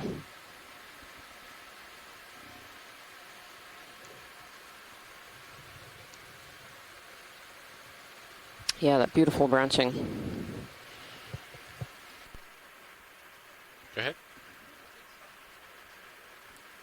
Yeah, I just need to shift Something a little little bit, strange but we going can on grab a there piece. on the left. The Come second wide. branch to the left at the very top. You can see that it's swollen.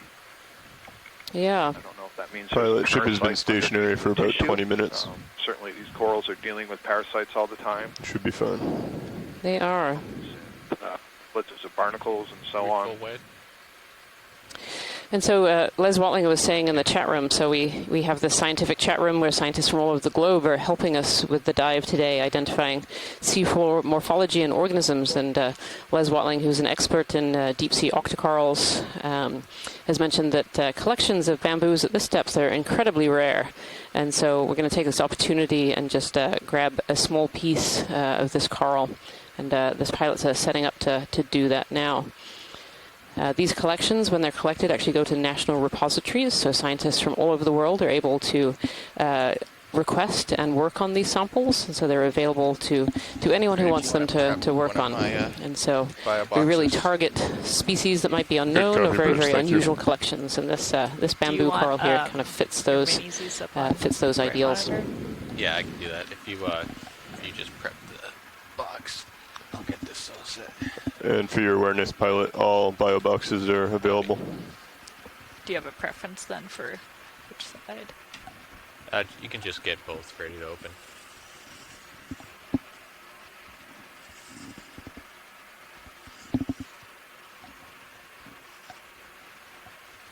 All right, let's do a partial zoom. Do you have a piece in mind or a section in mind?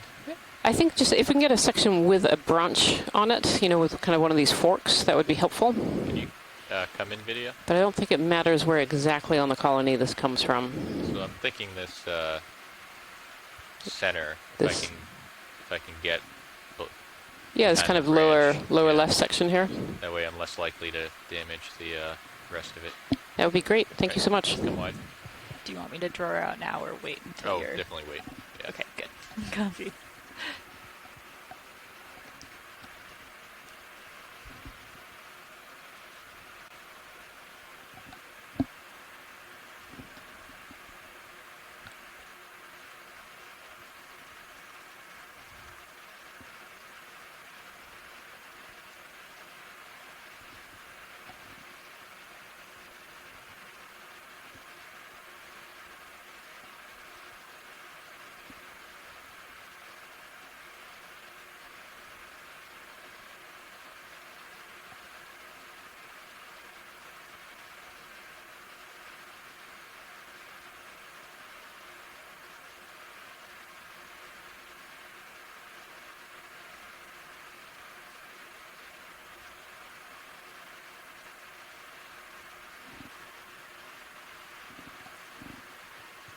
I'm going to have to move because I don't think you can open the drawer. But yeah, I definitely have a branch in there. Okay.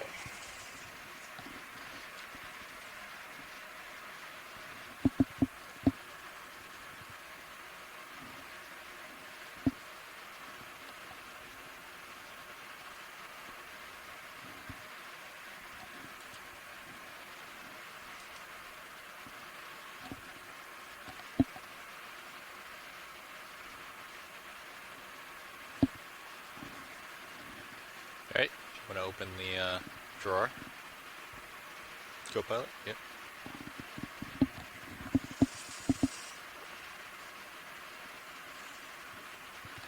And I'll go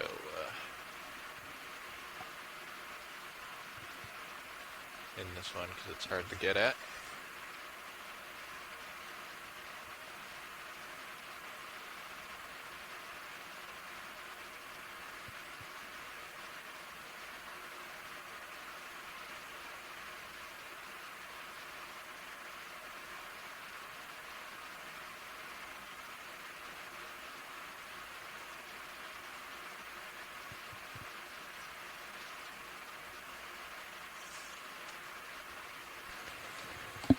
Right, that went in the starboard outer. Perfect. That's a great collection. Thank you so much, pilots. You're welcome. So you'll notice that the pilots there very adeptly just snipped the side of this this coral.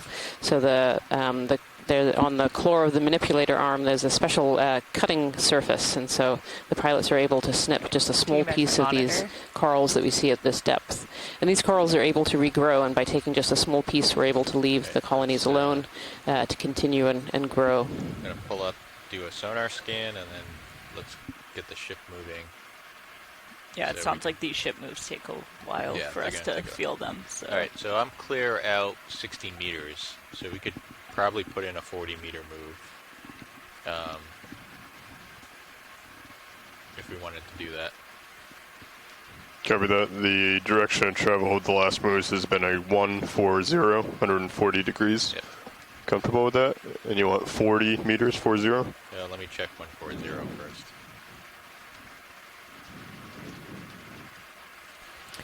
There certainly seems to be almost an abundance of these bamboo corals. We can see a few just in this frame right here, and we've seen a few on our journey so far. Sounds good.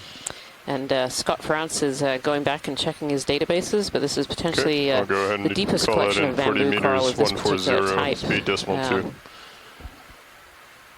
Bridge, which is really fascinating. These bamboos definitely seem to be doing relatively well at this depth. Some of these colonies are really quite large, and they look very healthy. Bearing 140, 140 degrees. Yeah, certainly, speed 0.2 knots. In comparison to yesterday, where we were seeing quite a wide range of different corals. Good copy, even some black corals, and we saw, I think, one live cup coral. Metallogorgias, rhodogorgias, I think even some paragorgias, some public cup corals. That's right, yeah. Nice job on that sample pilot. We're significantly shallower, I tend to be 1,000 or so almost. And so I don't want you to feel like yeah, maybe 1,300 meters shallower. No. It's amazing how quickly I just tend to be very some of clear. the diversity changes with depth. Don't think I'm angry at you or anything like that. You're all good. There's quite a few, if you're not doing something right, I'll, old stalks here of sort of the bases of coral that used to cover these areas. They're now covered in this iron manganese patina, suggesting they've been down here for quite some time. It usually accumulates at about 1 millimeter per million years. There we go. I think today I'm bringing shrimp. You are. This is a beautiful shrimp. Look at those really long legs. It does seem like the USBL is still a little... It might be wonky just because of the depth and we're on a seamount. Yeah. Quite interesting bottom types we've been going across. We've seen big boulders and scattered rock debris, and then in place really impressive sheet flows, blocky sheet flows, now we're kind of moving into stuff that looks a little like pillow lavas, all coated in this ferromanganese crust. Oh, and this little white anemone here. We're not seeing. Yeah. Oh boy, it's on. Yeah, this little white anemone kind of fooled me for a minute at first. Its base is really spread out, and then if you look really closely, you can just see the white tentacles sticking out, and then the center little slit of a mouth in the middle there. So this anemone has really affixed itself really well to this rock. It's spread its base out, stretching out. It's got plenty of room. And I think just in front of it is a little polychaete worm, if you can see that worm kind of waving in the distance. Beautiful. Thank you so much, pilots. Right, come on out. And Tina Maltsover is saying that the shrimp there was a nematocarcinus. Beautiful benthic, bright red shrimp there. Yeah, and as Jason was saying, all these stems that we see sticking out, these at one time were these deep sea corals. Most of these will have been from a very, very long time ago because they have that black patina on them, that ferromanganese. And, some other fossil coral skeletons from this region have dated, back to the last glacial maxima, so 20,000 or so years. But, some have been dated a lot longer than that, too, in the 100 to 200,000 year range as well. So these are not stems that have just broken off and have just died. These are ones that were here quite a long time ago. And we can also see that through, earlier we saw that bamboo coral growing off of one of these stems. And that bamboo coral was quite large itself. And a lot of these corals grow at just a few millimeters per year. Food is relatively scarce. These corals down here don't have that zooxanthellae like the upper ocean corals do. They don't photosynthesize, so they rely on foodfall. So their growth is very, very slow. It matches the limited amount of food that's in these areas. So we do potentially have some confirmation that that bamboo coral collection is one of the deepest that's ever been made. We have from Van der Werham, there was a bamboo collection made on the Flemish Cap at 2,907 meters. And so this may well have been the deepest collection of a bamboo coral that's been made. Do a quick zoom here. This is a crinoid here hanging out. Oh, maybe another one of those anemones too. Those little white anemones with a thick base.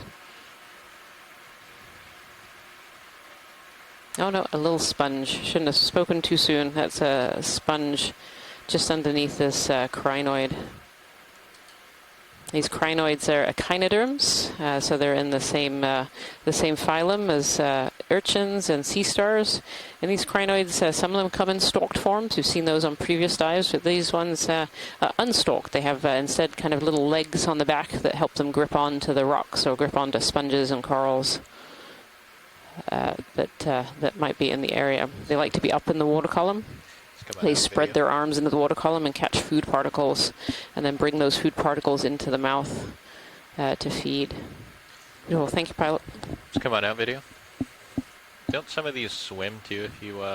They do. Yeah. One thing yep, I think Scott France was mentioning earlier was the lack of sediment that we're seeing here in this deeper location, and the presence of so many of these old, coral skeleton fragments still attached to the rock suggests that, sediment hasn't really been an issue here for quite some time. Looks like it's swept pretty clean at a sort of continuous rate. The sediment here is accumulating in the cracks and crevices and holes made by the different morphologies of the lava, and there's a little wiggly floating water thingy.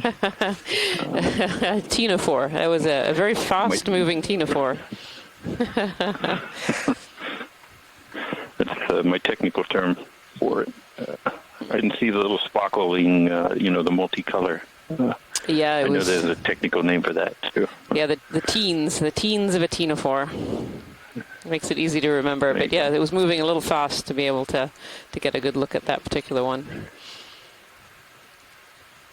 It is interesting. Really interesting bottom. Yeah. Less sediment, lots of organisms.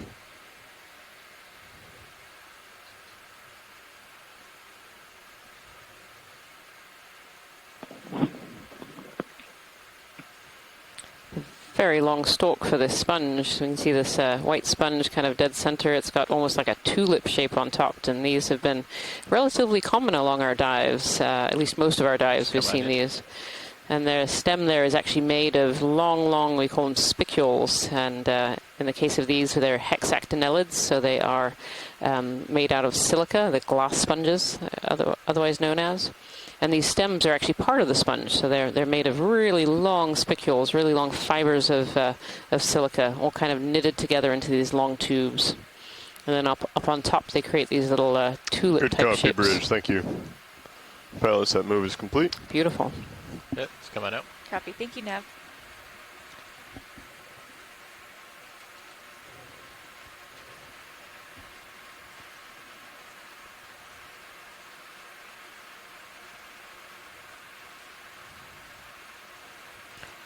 Really looks like we very quickly moved out of the big boulders, Jason, and kind of moved into this more kind of cracked up and craggly pavement. Craggly is a geologic term. It is a geologic technical term there. Yeah. We've been kind of moving back and forth across these areas of debris, rock debris accumulation that are kind of blanketing these outcrops of the lava textures. And here we're going over these pillow lava shapes.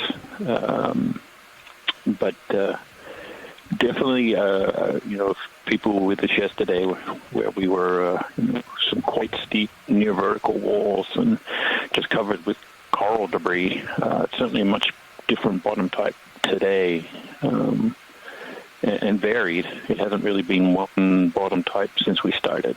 We have been going back and forth across a number of different substrates, which is interesting both from the geology and from looking at if substrate type is in any way related to the distribution and abundance of the corals. And another one of these bamboos with looks like a crinoid on it. Yeah, I think there's a crinoid sitting on top of this this bamboo coral here, kind of at the bottom of this little kind of slope or chute with sediment coming down. Yeah. Yeah, these crinoids like to be up in the water column. We saw that one a little earlier on a rock face, and here is one kind of on the top of this bamboo coral. It's actually quite a large crinoid. So if we look at those lasers, those dots are 10 centimeters apart. They're harmless lasers. We use them to scale items on the seafloor, whether it's geology or biology. And so we can see this this crinoid is very large and really wrapped around. This is actually a great view of that back end, and you can see those little legs grasped around the top of this this coral here. Arms up in the water column picking out food particles. And they have something called ambulacra that go all the way down the arms, and those ambulacra grooves. And so all kind of the feathers that you see on the arms there will pick up the food, move the food into those grooves, and those grooves shoot the food all the way down into the center. And the mouth is kind of tucked into the inside in the center there. Beautiful. There may be a little snail feeding on the arm in the foreground. There are a group of snails that are known to specialize on these echinoderms. Yeah, I think there is. Very tiny. Very, very tiny. Video. I'm going to try to get closer. It's interesting, too, that this crinoid has picked an area where there is no tissue of the coral on that very tip of that bamboo. All the tissue is stripped away. The question there is, does the presence of those cirri, the legs, abrade the tissue, and that's why it's stripped clean, or was it stripped clean, and that's why the crinoid is taken purchase there? It's definitely a bit of a mystery. One of the things that I'm just really surprised by, we said earlier we're just surprised in general how much we're seeing, but how many of these bamboo corals that we just sampled. What was that moving around? Did you see that, Pilot? Yeah. No, I did not. It was a worm. So if you go right now with the lasers to the crack, all the way to the crack on the right. On the right. Yeah. All right, now follow that crack up a little bit. It was kind of sediment colored, and it moved around. I bet if you zoom in about now, you might see it. Come on in, partial. Yep, so it's reaching the bottom of the screen about now. Bottom of the screen left, very left corner. It kind of just looks like a brown worm, but it just, I see what you're looking at. Come on in, video. It was really going for it. Yeah, it's off the screen now. No, it's off the screen. Yep, if you back out a little bit. A little bit more. It's like a game. Hot and cold. Keep going, keep going, keep going. Was it below? No, it's up in the top left corner. Yep, okay, so if you go left of the lasers ever so slightly, right there. So it's just below the lasers right now. Come on in. Oh, I see it. Come on in, video. Very well camouflaged. It's very well camouflaged, but this one really hightailed it out of the area. I have you at 45. And I was originally thinking that this was a little scale worm, but I actually don't see the scales. It could be really tiny. If you have any more zoom. This actually might be one of those green bomber worms that we saw earlier. It's refusing to move. I can see its legs or parapodia are actually formed into kind of paddles, suggesting this is more of a swimming worm than a benthic worm. It has a very greeny yellow head with at least one long tentacle on there. Yeah, let's come on out. Thank you, Pilot. I was hoping it would swim again, but there we go.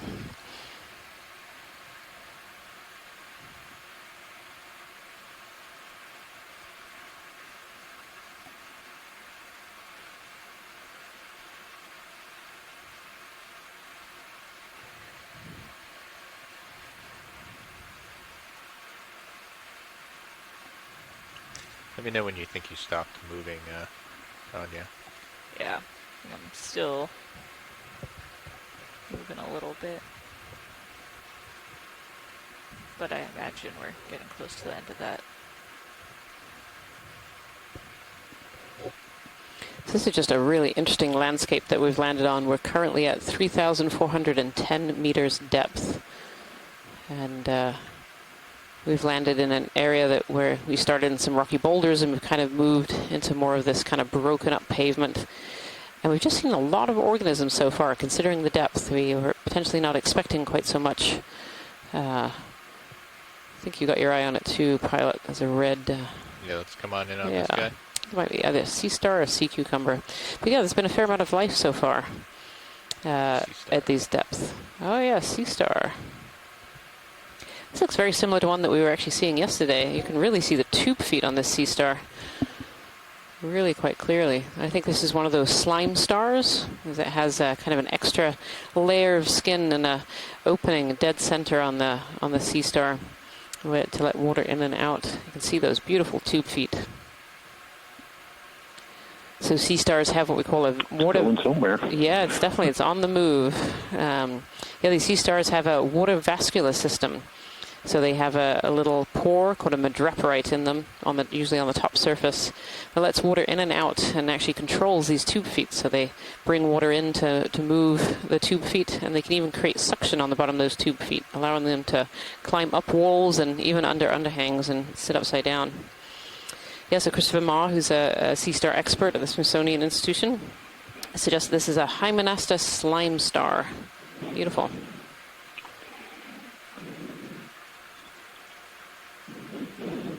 Yeah, you can really see this one is, it's on the move somewhere. Going somewhere in a hurry. Yeah, which is really fun, because usually we only see these sea stars when they're feeding on something. We often see them wrapped around corals, or we see them sitting on the surface and really not moving. It's quite fun to watch one of these move and watch those tube feet move.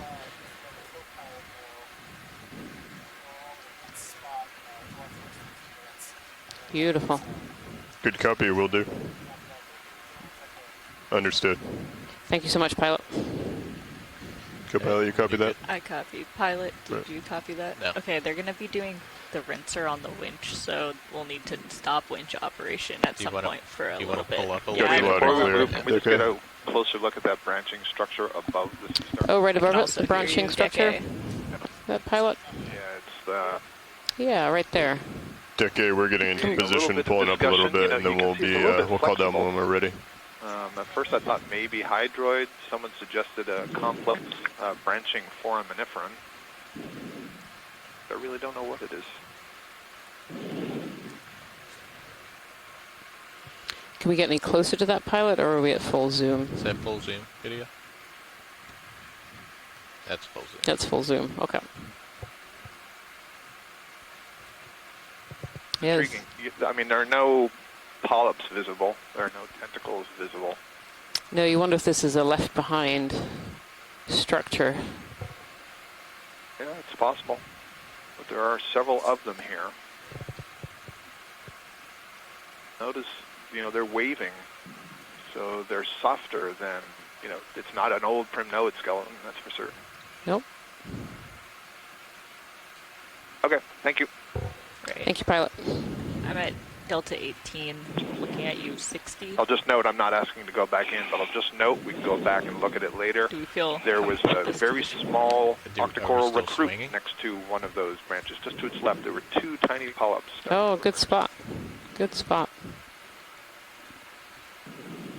You see a bamboo coming out of an old skeleton here. And you see on the seafloor, sometimes we see these skeletons sticking up that are black or dark brown, and other times we see them sticking out where they're white. And the ones that are black have been there for quite some time. They have that ferromanganese patina that you'll have heard us say many, many times on each dive. This ferromanganese precipitates out of the water column at a rate of about 1 millimeter per million years.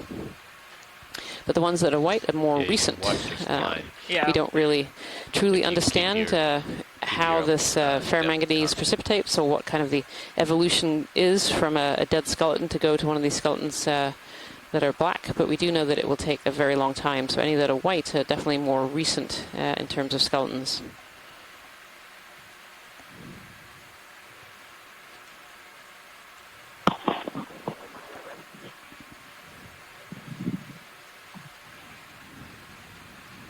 We're certainly seeing some, looks like thinner sheet flow morphologies here.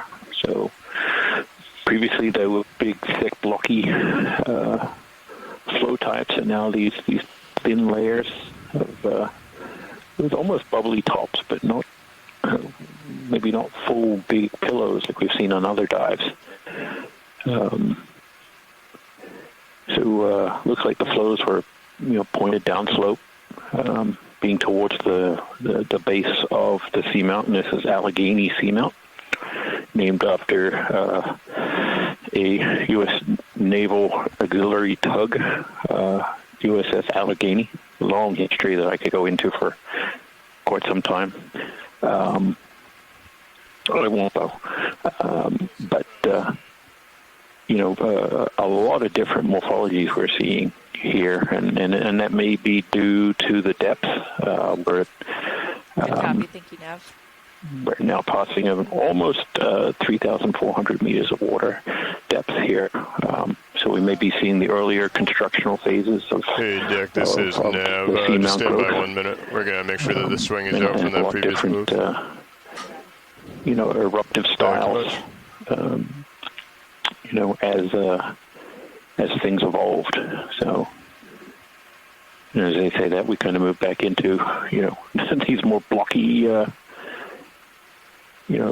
thicker layers than that we were just crossing over. So, really rapid changes in the bottom, in the lava morphologies. Come in your video. Suggesting that there, a lot of different flow types happening. Yeah. And some of these look like they may be crusts that formed and broke. And another sea star. Another large sea star, too. Different one. Actually looks very similar to the one that we were just looking at, but yeah. Yeah, I don't know whether the tips are different or whether its arms are just kind of curled up more slightly.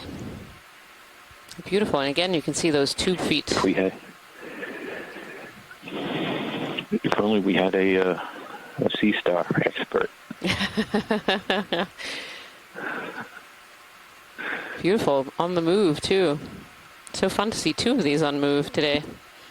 So it's another large, one of those slime stars, the Hymenasta, that Chris Marr had talked about a little bit earlier on the scientific chat room. It seemed pretty stationary. Pilot, do you Beautiful, want me to pull thank you so much, Pilot. Whatever you feel comfortable with.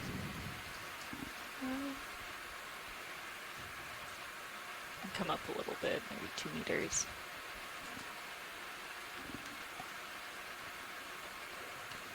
When you're good, video. When you're happy.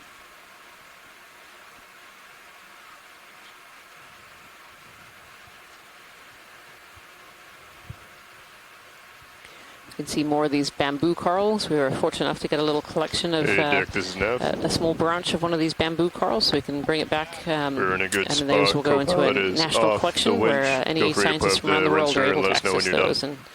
and Thank you, Dick. and take a look and figure out what species those were. So Chris Mars just chimed into the scientific chat room that was potentially another species of Hymenasta, something different from that first one that we visualized there. Yeah, these changing textures are really interesting, Jason. It's, from a biological perspective where we see changing textures like this, we often see a changing fauna. It's a very different organism that likes to live on a flat plain versus an organism that likes to live on kind of jumbled up rocky areas. So these are kind of very fun areas to explore.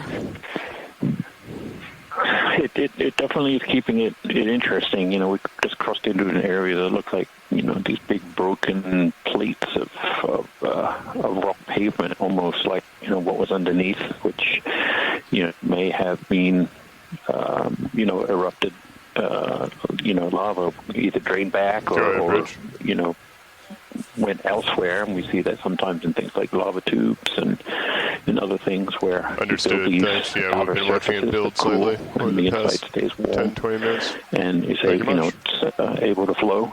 And for your information out, you if you are over time, if there are these finished kind of walls of tubes or crusts, that they can collapse at some point. But we're definitely seeing a very cracked up, broken set of morphologies here that do look like sheet flows, but they have these bulbous tops on them as well. Yeah, and all covered in these really long stems. So at some point back in history, there were definitely corals that enjoyed to live at this area. There's quite a high density. Of course, we don't know if all of these stems were alive at the same time.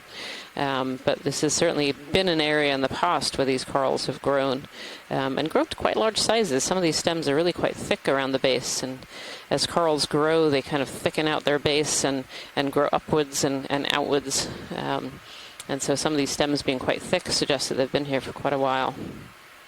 We could zoom in on the red on the rock in the foreground, please, Pilot. Thank you. As we're zooming, one of the reasons I asked Jason earlier about the cooling of seamounts and the deformation of the surface when that happens is I was trying to think about, well, what is the maximum potential age of these twigs, and could they have been growing when this, the seafloor we're seeing now was somewhat shallower? that may be absurd. Maybe that's, too long ago, but interesting to think about. Yeah, it certainly seems like a long time ago. Yes, this is an Anthomastus. We've seen several of these already during this dive, which has just been wonderful. These are soft corals, otherwise known as a mushroom coral. So when they suck those polyps in, they can go in almost completely, and the top looks like a little mushroom cap. And these Anthomastus are pretty special. They have these big, long polyps that are out right now, and you can see those tentacles, the 8 tentacles of the octocorals. And these big, long polyps are for feeding. But they also have secondary polyps, which are really, really tiny, and you'll barely be able to see it on video. And these secondary polyps can be for a variety of different functions, bringing water in and out of the colony, and then sometimes for reproduction as well. And it looks like this Anthomastus is wrapped around one of those old branches that we were talking about. All right, good copy. Beautiful. Anything else you want me to do, or do you want me to keep doing that? Or come on out video. Thank you so much, pilot. All right, perfect. Thanks, Deke. We good? Yeah, several species of sponge right here as well. Yes. Okay. There's quite a diversity of different sponges. Scan, probably put in another move. I think what is interesting After we is, see this swimmer. You do see these. See if you can come in on this guy or not. Oh, sorry. I think what we're seeing, and it goes back to what Scott was saying about, another little water column floaty. Ctenophore. And this time you can really see those beautiful teens. Very iridescent and glowing kind of on the bottom there.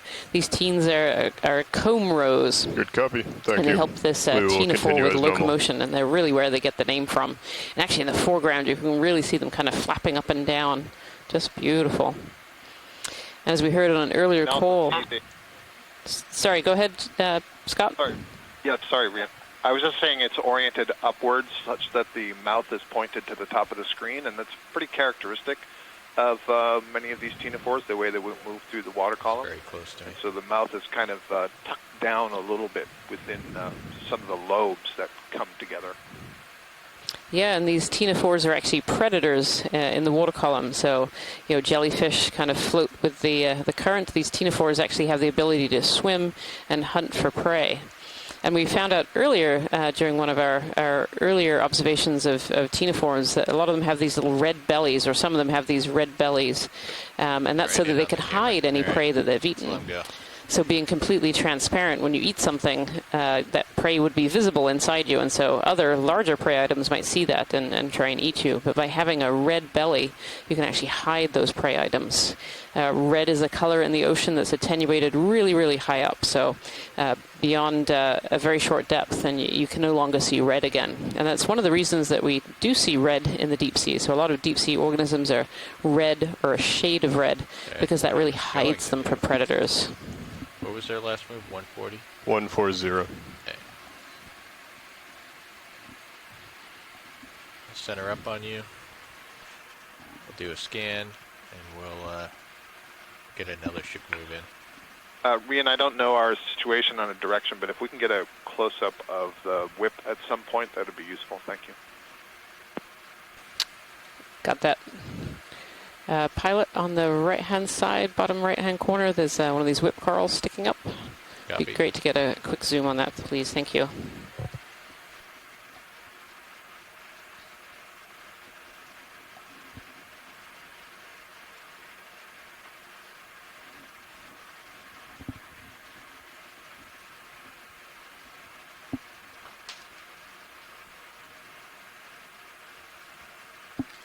Right. Let's come on in.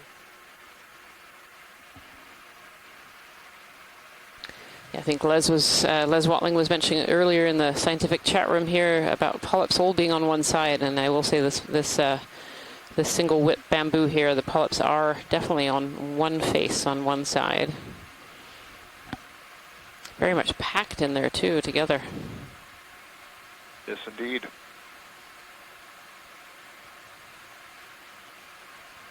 And I'm looking out for nodes, but I actually haven't seen any yet.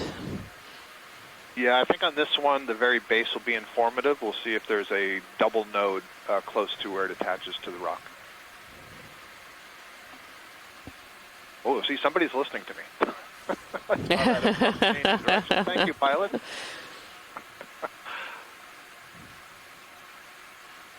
That's not something I get very often at home. So there's a single node, and then closer. This is a big long base here. Oh, no nodes at the base. That is really interesting. Okay, that's outstanding. Great view. Thank you. Thank you, pilots. Okay, it's coming out. Cool. That's good. Move on. Thanks.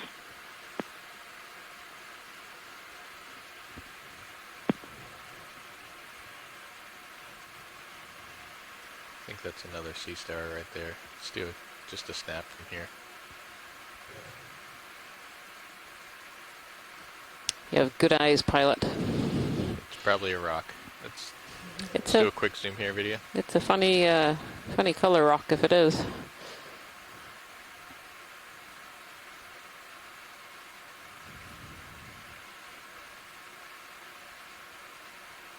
Oh, it's kind of the edge of a rock that's been covered over with an encrusting sponge is what that looks like, giving it the kind of purple color. Beautiful, very unusual.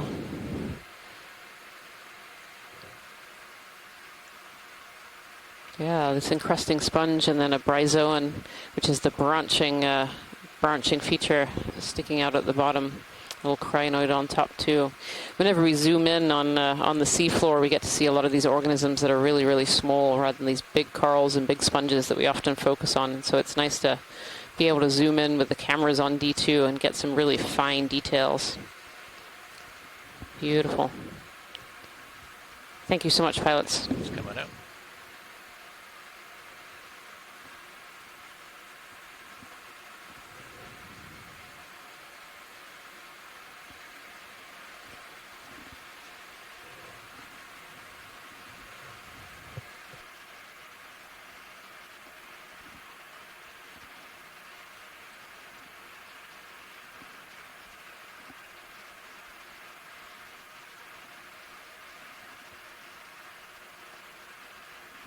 Going to come up and do a scan on you.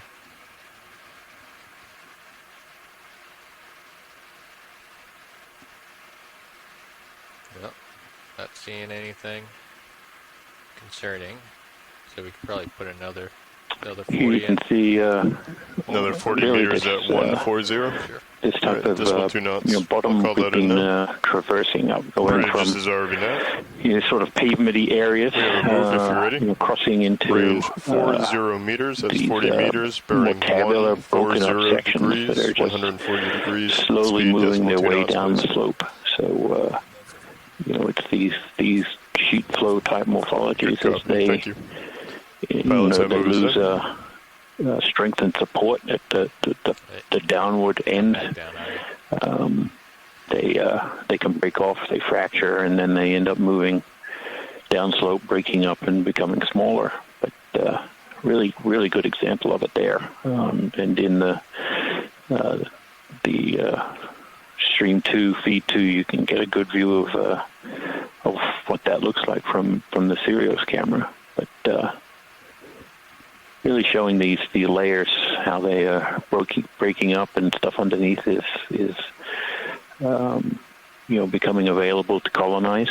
And we see here that I'm not quite sure, is that a cup coral, a dead one, a fossil cup coral there, coming towards the middle bottom. But yeah, I think we've seen all these surfaces eventually get colonized.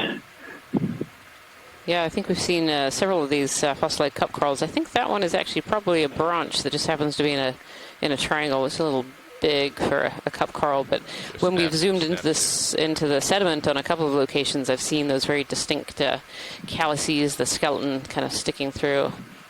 Yeah, this is a branch that's just kind of broken off in a kind of a triangular shape. Yeah, that's good. The Xeno 4 there in the background, though. Yeah, we've seen a few of those so far in the sediment. Yeah, and actually, throughout our dives, really, these xenophyophores have been relatively abundant in sedimented areas. These are single-celled organisms that build kind of these half-ball shapes in the on the unsedimented areas, creating kind of a mucus house that incorporates lots of sand grains to give it some structure.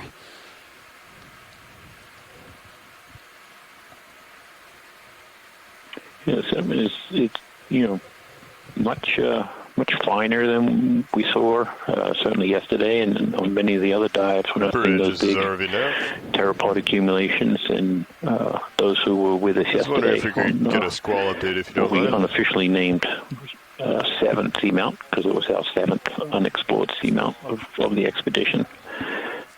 Just these good copy, understood. Remarkable the wind piles of coral debris that were knots. blanketing How is the ship handling? most of the slope that we traversed up, except for a little bit at the beginning. We're definitely not seeing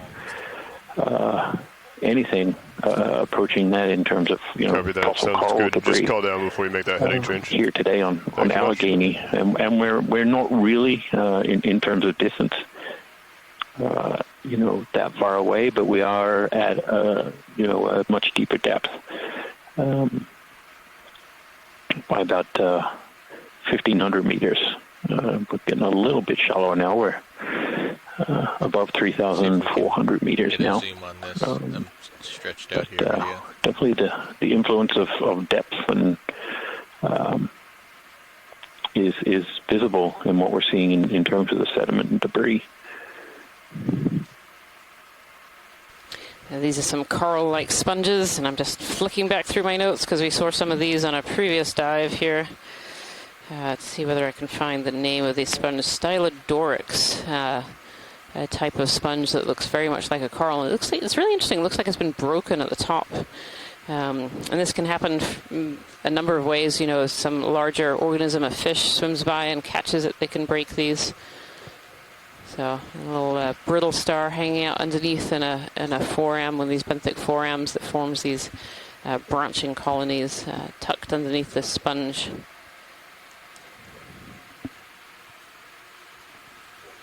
Beautiful, thank you, pilot. Okay, let's come on up. There's 2 of those on this rock, kind of one above the other, and some of these larger barrel-like sponges tucked in behind. There's quite a few different sponges and sponge morphology that we've seen so far on this dive.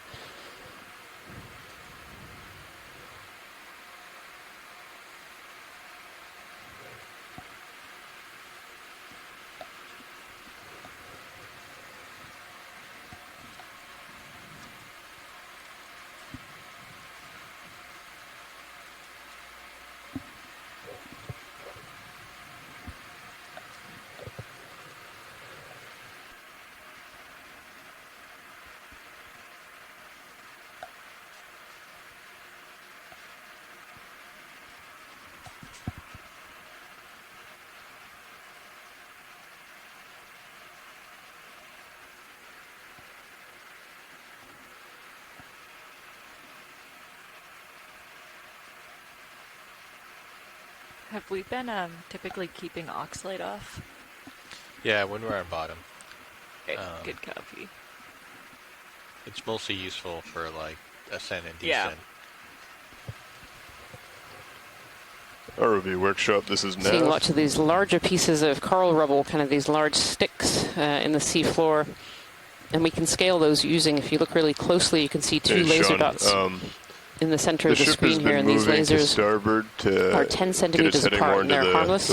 We use them to scale features on the seafloor, so we can look at how big rocks are, or how big, say, that sponge is that's going by right now. A little bit more, and so it's really helpful to be able to get an idea of what size things are on the seafloor. It can be very hard to tell from video. If you could just pass along to whoever's video. on winch to keep a close eye on that. We're watching up here, but just so they could take an extra look when they go on their rounds. I don't know if I can. Oh. So if you turn over to a live stream number 2, there's actually a fish in the Sirius cam right now. It's kind of at a far distance. It might not be able to get a good view, but you can see its tail swimming there. And that would be the first fish that we've seen. James Ainbury suggested we saw there was one a little earlier, kind of up far in the distance on the main camera, but we didn't get a good look at it. We've got a fish down here. So there is a fish down here. So that live stream number 2 is what you're looking at is the view from the Sirius cam. Sirius is the second part of this 2-part ROV system. Sirius is attached directly to the ship, and then D2, which is the main body, is attached to that Sirius cam. And here we are. Oh, beautiful pattern on this fish. Really beautiful.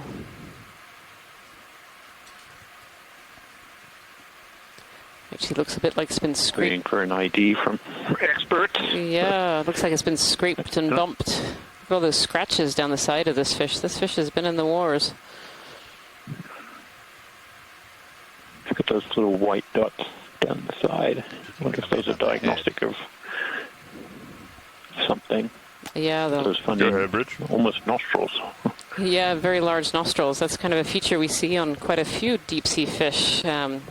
You know, where there's no light and they're not really able to use visual cues. They use those olfactory sensors to be able to sense out prey. That ship movie is complete, and they'll be and doing also a 10-degree the head change environment to around starboard. them as well. Good copy, Nav. Beautiful. And from Mike Vecchione, that those dots are that lateral line on this fish, and are very useful for taxonomy. So it's great to get a good view on those. And Mike Vecchione suggests this might be a snaffabranchid, which is a type of deep sea eel, or eel-like, I should say. Beautiful.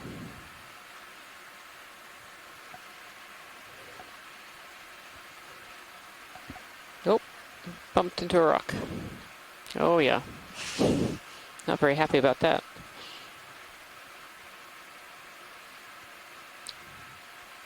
Yeah, Oh, did it again.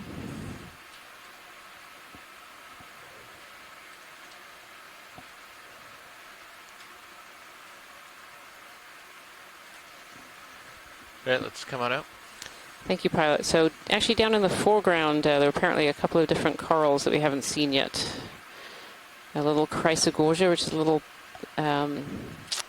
bubble brush coral. I didn't see them, unfortunately. And a primnoid whip. Co-pilot, for your reference, it took about 10 minutes for you to stop swinging last move. Yeah, I don't know if we're going to be able to find those again. Try and see it again. We can dial it in. Yep. Thanks. We'll definitely keep eyes open because there are potentially some other species of deep sea coral that are down here that we have yet to fully document.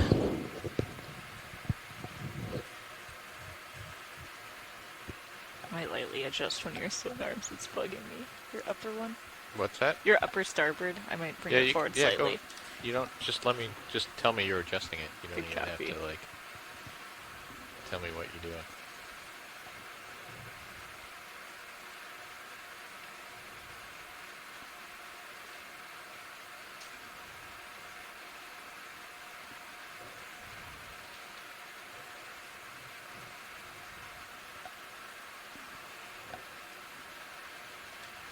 Let's get this guy real quick as I come by.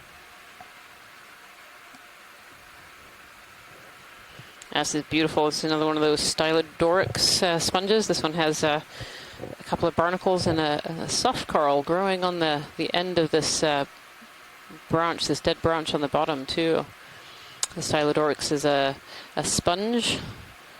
We have some barnacles and this soft coral growing on the bottom of this this old dead branch. Beautiful. Okay, let's come on out. Scott France just made the note that it's crazy how deceptive this one is at a distance. Good copy. New heading of a 200 is But they really do look like corals from a distance. They fool you into thinking they're corals and then turn out to be sponges. Yeah, they're distinctly smaller than the other things that we see. Very regular, but boy, they sure are tricky. I know. Those soft corals were really interesting, Rian. You'll have to remind me if you've seen them yet on the expedition. I don't recall seeing them, and I certainly don't recall seeing them. Hey, pilot? Yep. Sorry, on the bottom right just went out of screen. It's potentially a black coral. Yeah. Right there. Thank you. Sorry, Scott. I didn't mean to interrupt you there. No problem. Yeah, I believe we've seen some true soft corals on some of the dives before, and it might even have been the deeper dive. I'd have to check back through my notes. Okay. Yeah, there's a few genera that are known, Duva and Drypha, up here in the North Atlantic. Gersemia as well. Yep. Now this is interesting, Scott, while you're on the line here. I think this is a black coral. This will be the first black coral of this particular dive. Yes, I absolutely, 100%. That is a black coral. And beautiful. Tina's still around. I'm not sure if I would say this is Stauropathes or Cladopathes. Yeah, the beautiful kind of... Probably throw out another pathy. I know, there are so many pathies. Yep. So these... this is the one that, it's in the family where, I'm looking at the branches in the center there, and it looks like you have pairs of tentacles along the branch. And it's really interesting. Each polyp has 6 tentacles, but the polyps themselves get stretched out along the branch. And so you can see that between one pair, there's this raised sort of, beige ball there. That would be where the mouth is of that polyp. So you have to put 3 of those pairs together. That would be one polyp. Really unusual morphology. Really unusual, yeah. And it's these long kind of drippy tentacles that is a really good sign when you're just looking at a coral colony that this is indeed a black coral. And these black corals get the name from their really black and deep, deep black pearlescent skeletons. Yeah, unfortunately, it doesn't look like Tina, who is oh, there we are. There's Tina Moltsova from Russia, has just chimed in that this is a Stauropathes. And that's the first black coral that we've seen so far on this particular particular dive, and we're at 3,396 meters. And that is itself an interesting observation, because black corals are among the more common corals that we see at these greater depths.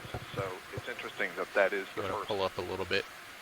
I was thinking the same thing, Scott, that we would usually see more black corals at this kind of depth, and that's the first one that we've really seen.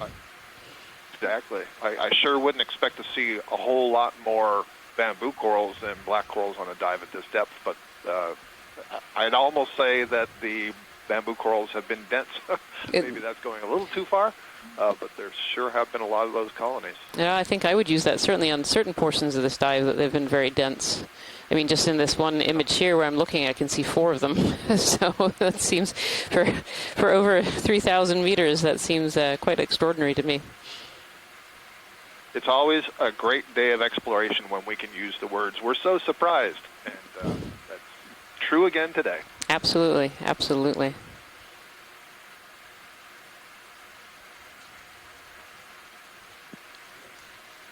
So can you tilt up a little bit?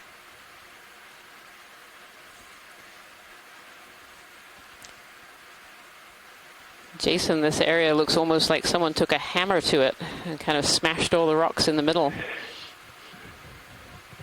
Yeah, it's these, these big tabular slabs that are just, broken up. And if you're from a place with snow, it looks like what happens on the roof of where you got a nice thick pile of snow. Right at the edge, it kind of breaks off where it dips down and goes over the side. And these, tabular little pieces, and it's almost that they fracture and gravity kind of pulls them down slope. It's a really interesting, morphology and response. These layers, maybe sheet flows, little lobate sheet flows now that we're kind of seeing.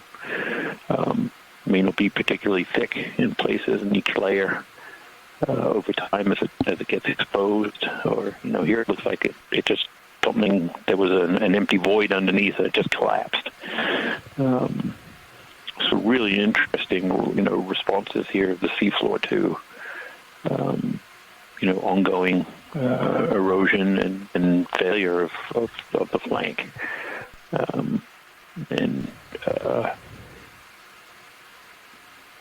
Yeah, lots of almost like it's just kind of flowing down the side of the seamount in pieces. Yeah, absolutely. And each of these little kind of tables and pieces seems to have its own little sponge or sponge garden. Sponge, I shouldn't say garden, sponge aggregation on top of it. You know, they see 3 or 4 sponges on this table and 3 and 4 on this one and 1 on that one. It's really quite fascinating. For sure. At some point we'll have to, take another little stop and see if we can grab another, piece. We already have 2 samples collected right at the start, actually. Both of which appear to have really good firm manganese crust, but likely have good amounts of the volcanic material inside that will be useful for those who are studying the age progression of these seamounts throughout the Corner Rise and New England seamounts. Another bamboo coral there. Go ahead. Bamboo seems to be the dominant coral. Go ahead, Rich. At this depth here on Allegheny Seamount. So.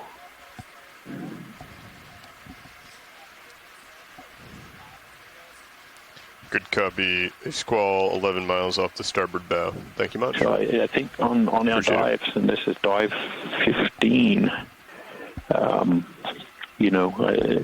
even now we're seeing different, the different bottom types. We haven't seen this kind of, tabular sort of breakup of the slopes on, at least at this kind of magnitude on any of the previous I don't know. That might be seamounts. So we're this rock. Are they looking at that rock? They are. This one here might be a loose one. They heard the calls for. I think it's loose. Rock. Yeah. Yeah. Would this be one potentially for a sample? Is this suitable? I think so. It looks like it has a really good crust on it. I'm sure there's good stuff inside. It's part of one of these more low bay parts of these sheet flows. So.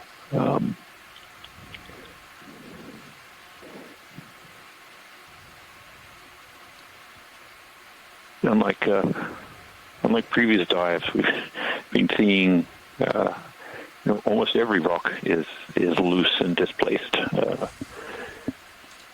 We've struggled. Yesterday was an interesting dive. We only ended up with 1 rock. We just couldn't find a loose rock, even after traversing probably a couple hundred meters. You keep an eye on D2 there. So we'll make up for it today.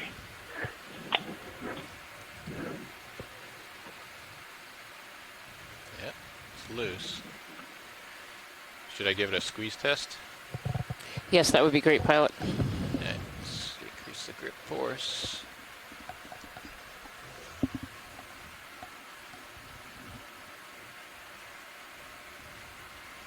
And which side do we have rocks in, Nav? We have rocks in the port forward rock box. All So the right. starboard is open. So that's squeezing that pretty hard. Wow, that's a sturdy rock. All right, if you want to come in, video. There we go.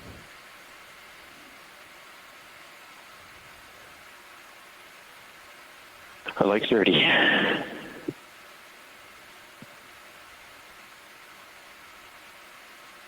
Yeah, that's good. It's got a nice crust on it. So okay. we have That's great, many pilot. folks Thank you. joining us, looking at those crusts and figuring out what the mineral content is and using them also to figure out age. You can get information on changes in water chemistry and environmental change. So I think that's a good one. There should be a good volcanic inside it as well.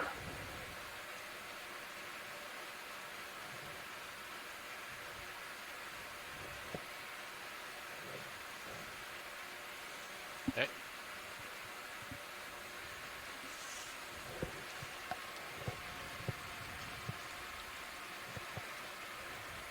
Thank you so much, pilots. That was great. No problem. Our All right. pleasure. Shutting off your hydraulics.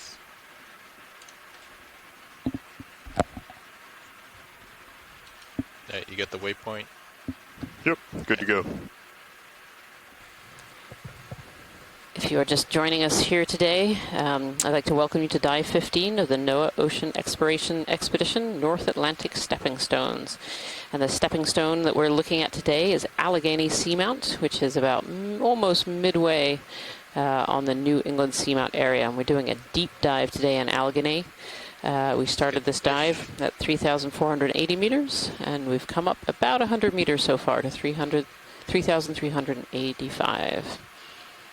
And here's another fish just swimming off in the distance. This looks, I wonder if that's the same one. Who knows?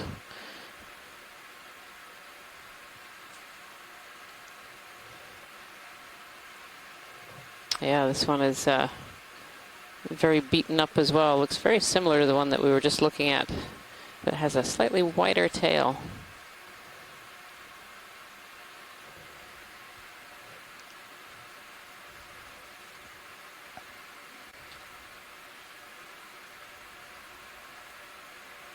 Off it goes.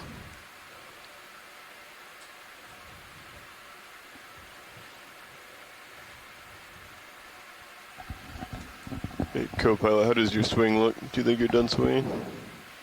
Yeah, I think I've been pretty steady here. Sharp of that. It's definitely... Yeah, sore-toothed eel, Synaphobranchid. Right. Very, very beaten up. And we saw one a little bit earlier that had bumped into some of the rocks. And so maybe some of these scrapes and scratches are not necessarily from predator attacks, but also from living just very close to the seafloor in a very, very dark environment. Thank you, pilots. That was great.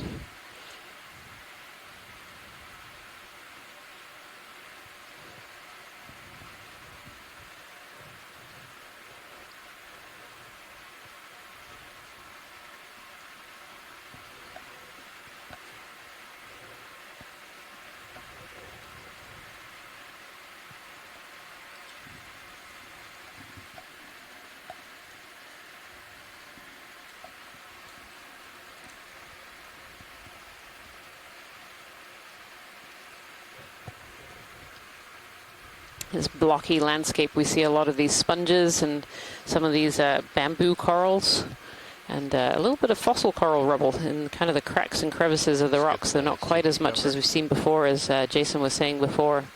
Oh, and here's a sea cucumber, actually a really large one. So those dots on the seafloor, those are our scaling lasers. They're harmless lasers. They are 10 centimeters apart. And they help us to get an idea of scale on the seafloor. And this is a big, long sea cucumber. And these sea cucumbers are echinoderms, which means they're in the same phylum as the sea urchins and sea stars. And these sea cucumbers tend to eat sediment. And so they're wandering along the seafloor and eating sediment. And just through kind of the pink translucent skin there, you can kind of see some of the digestive tract. There's not a huge amount of food in these sediments in the deep sea, so these sea cucumbers really have to ingest a lot of sediment.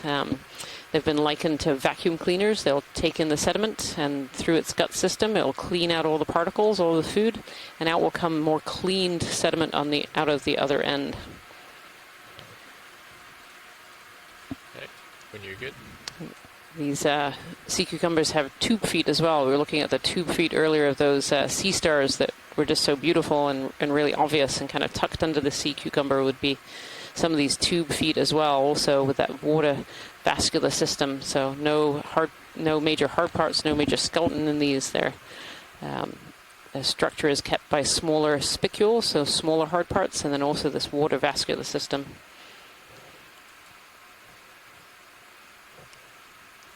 Beautiful. And kind of looking out over the landscape, we see these sponges. They're kind of a yellowy white, but with some sediments on top. It's almost like some little terrace steps here. Beautiful.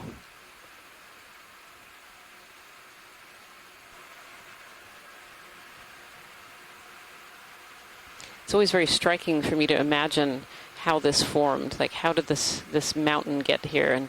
And looking at these views and looking up at the various different cameras all over D2, you can really see that this is truly a mountain under the sea. You know, these seamounts are formed in much the same processes. UTC, so and here under the ocean look very much like mountains when we get lucky Pretty enough to much get at the end down of our here and shift. visualize them. Yeah, certainly. As you can look at examples that are, where we can see, like places like Hawaii. The Hawaiian Islands are part of a chain that actually goes underwater. The Emperor Seamounts that record movement over a hotspot, and the island of Hawaii currently sits above that hotspot. And it's the same process that generated these seamounts. So you can get a sense of the scale of the processes that were happening, and I don't even know that we have a final count on the number of seamounts in the New England seamount chain, but just to get, think about the when this was all happening, when these were actively erupting and building, and that process continuing on for millions and millions of years. It's just amazing, and here we're getting really good views of the different styles of eruption and how the rocks are erupted out, and the morphologies that are left behind, and we can kind of interpret a lot about it from what we see. Of course, there's a squat lobster, stealing the limelight. Oh, tucking back in there on those beautiful botryoidal textures on there. I was noticing the botryoidal textures. And this, Moonodopsis. Yeah, and we let's let him go. We haven't seen, certainly yesterday we were, we saw those botryoidal textures, probably at those botroids, or those individual little bubbles or grapes, whatever you want to call them, were really large, and we were a little confused by them when we first landed yesterday. And we're not seeing, big development of that texture here. When we zoom in, we can kind of see it, but this somewhat smoother. Cover that. 40 meters bearing 140. Probably is also telling us the same story as the bridge is RV now. That perhaps we have a more if you're ready. The velocity, range the current 40, velocity that's is high 40 enough meters bearing 140 to generate degrees. Speed a 0.2 knots, texture. The botryoidal texture, is a lower current Good velocity. copy. And while I have you, any updates on that squall to where you starboard? can build up these little individual, grapes and bubbles. Here, the current velocity may be too high, and we get smooth texture, but we also don't get, thick sediment accumulation. These are there's a light dusting of sediment, and there's some sediment accumulated in the cracks and crevices and other things, but certainly no major thickness of sediment accumulation here, which is not what I was expecting. I was expecting we would be seeing, a lot more sediment. Yeah, me too, Jason. I was expecting much more of a sediment dive today, and here we are. This is definitely not a sediment dive, at least not so far. No. It's a little ridge-like feature here. Here is potentially, a flow front, or an area where, the part of the seamount broke away under these sheet flow textures. It's a lot more rubbly, scoriaceous, I think was the word used before, but go ahead. Sorry to interrupt. We may have moved on. There was a small branching coral just to the left that I think may be new for the day. See, the branches all arise from near the base of the colony. Oh, this little one right here, coming up on center. Yeah, check to see if that's a primnode. Yeah, if we could zoom in on that, please, pilot. Copy.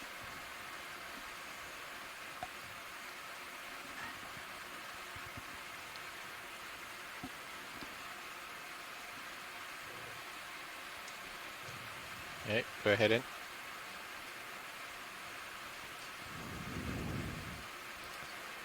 This to me looks a little bamboo. Yeah, I think this one is a bamboo Yeah. colony there, Scott. Yep. Okay. Sorry to stop the progress. That's okay. Thanks for the. Can we tighten up on this one?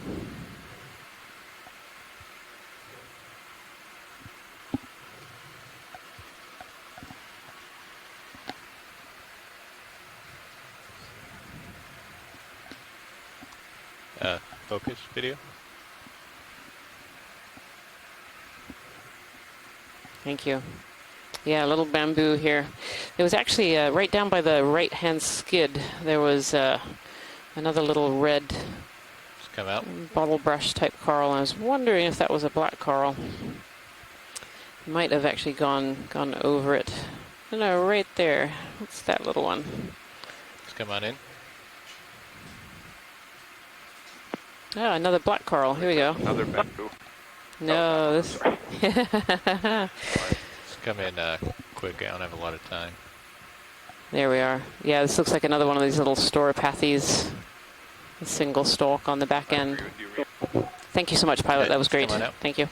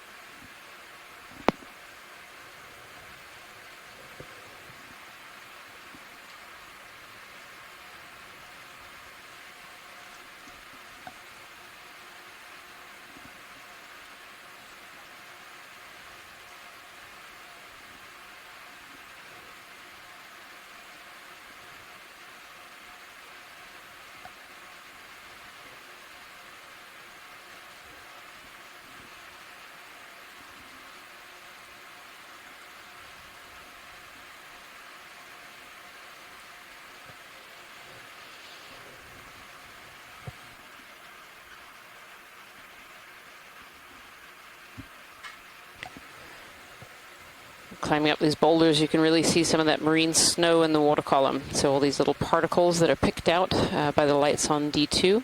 This is marine snow, and marine snow is kind of a mix of a lot of different things. It can be plankton in the upper water column that has died and is falling down. It can be sediments that are coming in from the upper ocean as well. It can also be other organisms that have died in the water column and are falling down. And it can really be this marine snow that feeds the deep ocean. So a lot of the organisms that live down here are very, very much reliant on this marine snow in one form or another. So we've seen a lot of these deep sea corals. These are suspension feeders, so they have their polyps and tentacles out in the water column collecting those particles of marine snow as it comes down. These sponges are filter feeders, so they're looking for the even smaller fractions. And they are filtering water through little pores. And then there are the scavengers as well, looking for the slightly larger particles that are falling down on the sea floor. And things like those sea cucumbers, which are eating the sediment directly, so they're eating that marine snow as it's settled on sediment. So the marine snow is really very vital for the life processes of the majority of the organisms that we're seeing today.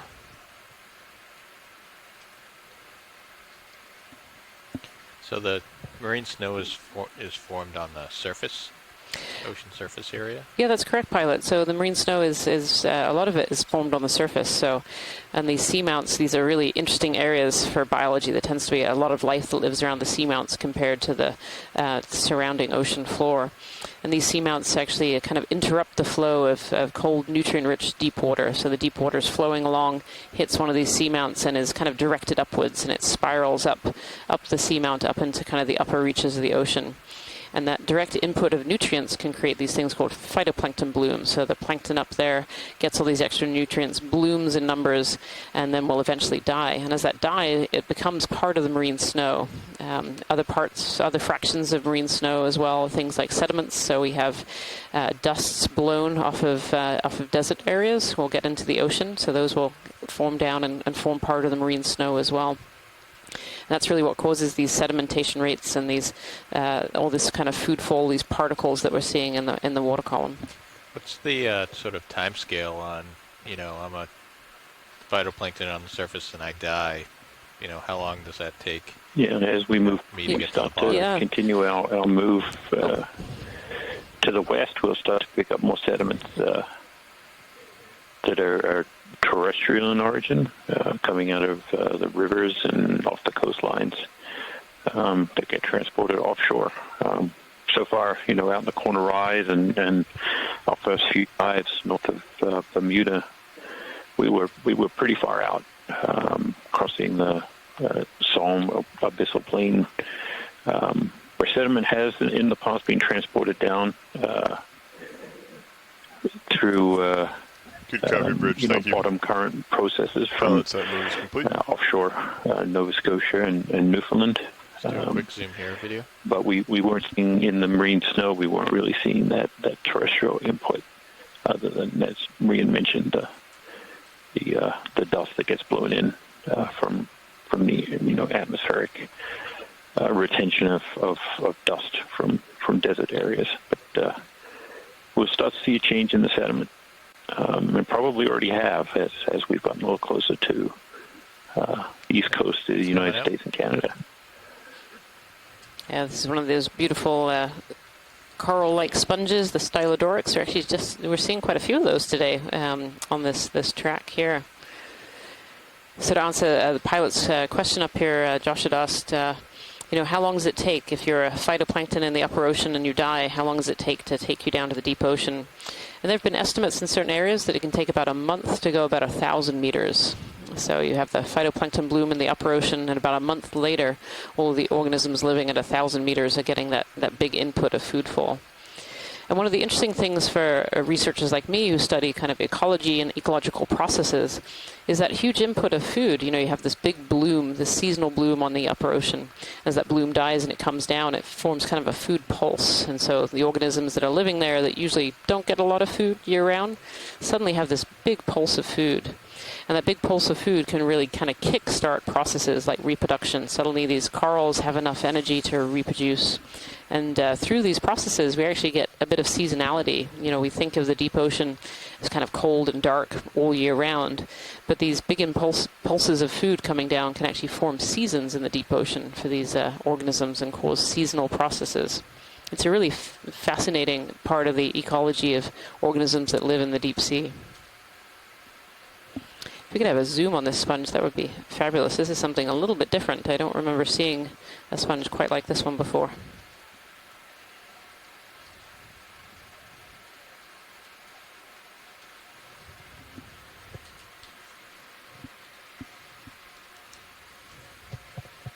Hey, video, if you want to come in.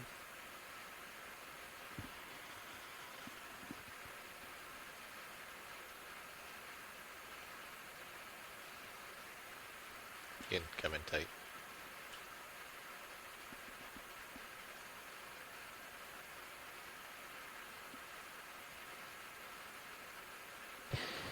So this is a beautiful shot of these sponge and these pores. So sponges are filter feeders, so they have pores all on their outside, and these pores are drawing in water. There are these special cells inside those pores called choanocytes, and they have these little wiggly flagella in them. And as those flagella wiggle, these little hairs wiggle, they create a current flow.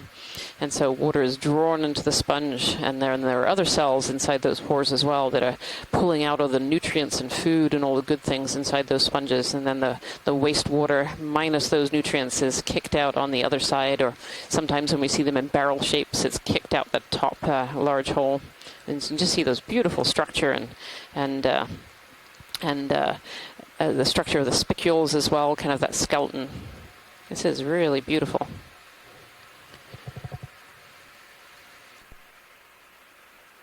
Go ahead. We're on a move. We might be able to grab it. Can you come wide?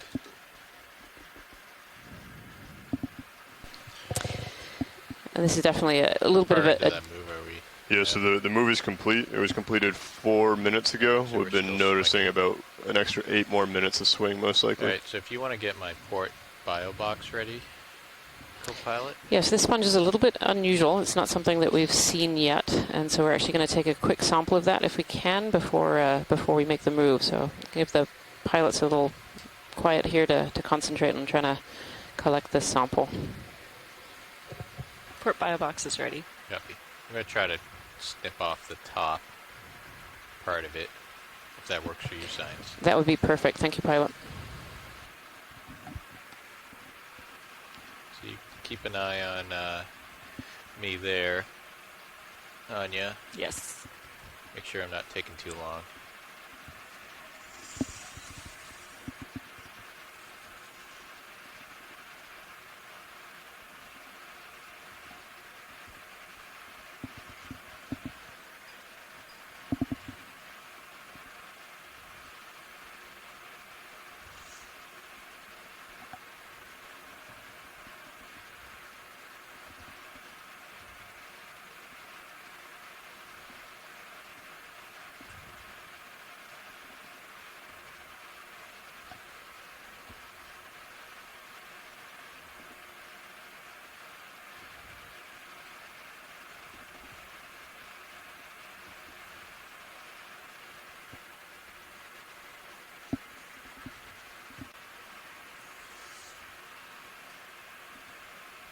Is that enough watch lead? Yes, that piece is just perfect. Thank you, pilots. I'm going to come up. Pilots, for your reference, both port bio boxes are free and starboard inner is free. Good So copy. if Thank you you, come up on you, because you're pretty close to the bottom right now. Did you get that waypoint? Yes, I did. Okay, I got to move the vehicle watch lead. So if you need to put in for that sample. It's no problem. Okay. Yep, thank you.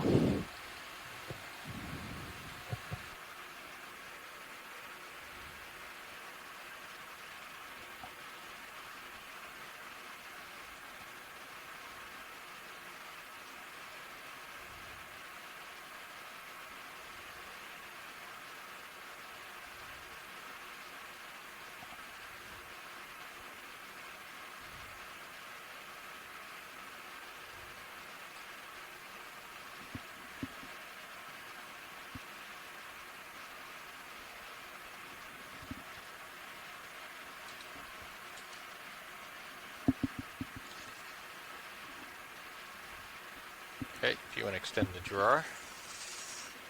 Okay. Extending drawer.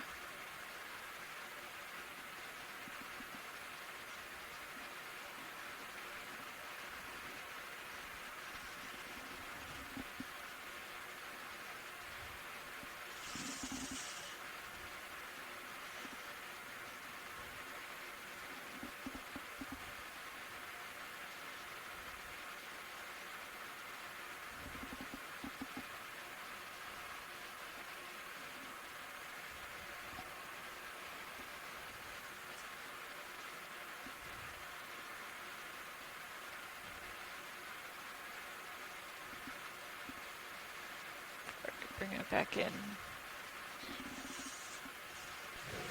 That was really well done. Thank you so much, pilots, for that important collection. You're welcome.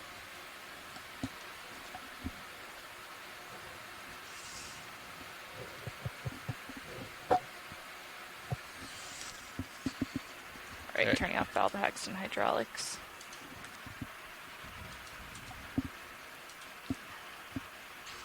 All right.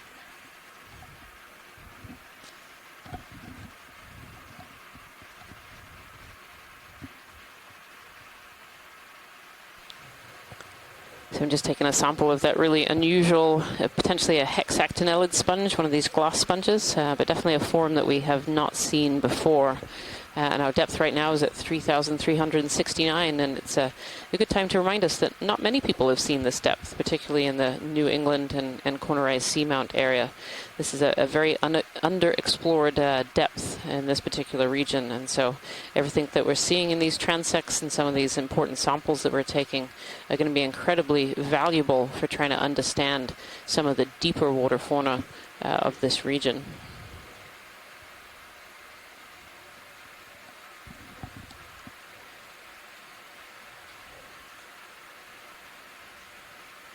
Another wall of sponges here. Pilot, this is watch lead. Go ahead. Could we zoom in on the red dots on the very base of the screen right now? If we can get there. I think that's a... Soft coral. Yeah, soft coral. Let's come on in video. It's probably another anthomastus, just very, very small. Yep, another anthomastus. We've seen several of these today in these small little colonies. There's even some here that are just single polyps, really tiny juveniles. As a reproductive biologist, I look at this and I think that these larvae of this particular species are really not traveling very far. You know, these soft corals, octocorals produce larvae that tend to travel of varying different distances, and this one with just all these juveniles kind of dotted around the base of the sponge, it makes me think that maybe the larvae are not traveling very far, and all of these are juveniles of some of these parents. Another explanation could be that there are larger colonies a certain distance away that are releasing larvae, and this happens to just be a really good spot for these larvae to travel in a group and settle. Beautiful. Thank you so much, Pilot. Okay, come on out, video. Great confirmation that those were anthomastus.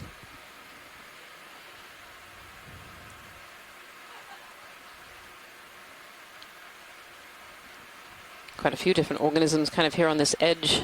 And this is something that we see pretty often in the deep sea, that it tends to be more organisms living on these edges than necessarily on the flat tops. And that can be for a variety of reasons, and you know, reasons that we don't yet truly understand. Bring it up if you want. But on the tops of these features, we often see a bit more sediment, and sediment can really interrupt larvae from both settling and growing. It can also be that these edges can increase water flow a little bit, and that in turn can stop the sediments from settling, but also brings in more food and nutrients to these areas as well. Kind of increases a little bit of water flow where you get to the edge. And the other factor, of course, we have to think about when we think about larvae and settling is predation and where predators are. If a larvae settles in an area where there are a lot of predators, such as for deep sea coral, such as sea stars or urchins, then those larvae are never going to get to settle and grow. Oh, look at those beautiful deep sea corals. It'd be great to have a snap zoom on some of them just to confirm some species here. Okay, if you tilt up. Just beautiful. A little bit. I was about to say, look at those gorgeous rocks. But, you beat me to it. Of you know, course. This all inclined sheet flows that, you know, this huge overhang that's formed here. You know, Jason, just to steal a little bit of the coral's limelight. Yeah, you know, Jason, these beautiful corals couldn't be here without the beautiful rocks. So. There we go. We love the rocks. I was about to make a comparison to some dives in the Pacific where we saw these Stellodorks, these branching sponges, and they had this similar orientation that they were in these long rows. And so you were talking, Ian, about the various factors that go into determining where they're growing and when they grow well. And another is their interaction with each other, and if one is, you know, blocking a current from the other. And so that might be one of the explanations for why they seem so nicely spaced. Yes, indeed, that could well be, for sure. I'm just, sorry, I'm looking at these corals on this beautiful rock here. See a Brisingid sea star on the top of this coral here. Ooh, these are different. Ah, this one's been eaten or has died. At the base there is a bamboo coral.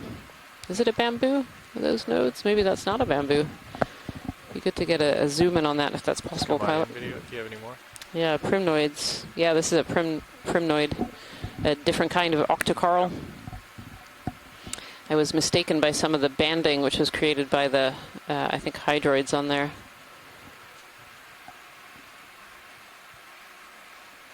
See some amphipods sitting on the branches.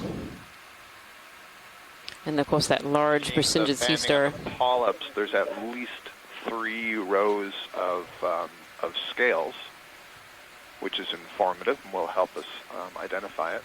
Just a beautiful shot. Bridge, this is RV now. Very nice. That's really nice detail on the polyps there. Just want to check in on that squall. How far out is it now? Thank you so much, Pilot. That's great. Okay, come on out.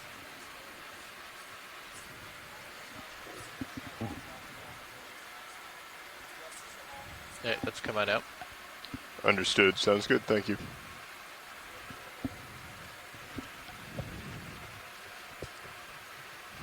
Pilots, be advised, there is a small squall that may be coming across. Should pass quick, though.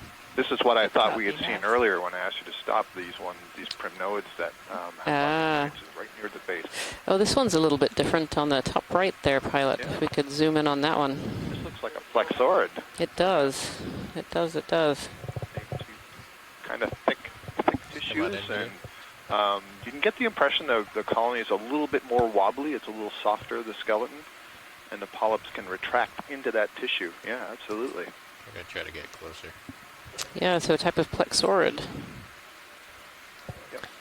It's another kind of So these. you can see that the main tissue on the skeleton forms a relatively thick rind. The skeleton is kind of thin inside how there. long since that last And you ship see move each was of these complete? little mounds, Or and started? this is the lower part of the last ship move was polyp. That's the upper part 1734 with completed. The tentacles, it's actually so a different color, can we're completely withdraw around 15 into. minutes. All right, And good copy. I'm actually going Your to swing done? suggest that this is I've not seen a pretty plexaurid, stationary that for this a is bit. actually Just wanna check an in. I think anthophilid. swing is about Yeah, 12 to Anthophilidae. 15 Good minutes. copy. Possibly the genus Anthophila or Ladiophila. Just something about the appearance there is Do you have suggesting any to me more? that that's what that is. That might be max.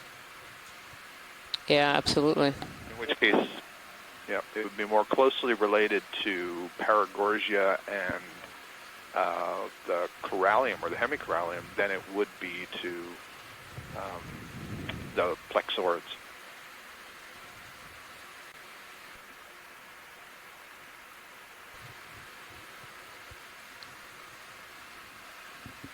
Thank you so much, pilots. That's beautiful. Moskowitz is suggesting maybe it's a type of Paragorgia, which would fit into what I'm saying. All of these are scleraxonians, and so maybe it's a white morph Paragorgia rather than the red morph bubblegum coral we're used to seeing. So that could absolutely be the case. All right, it's coming up.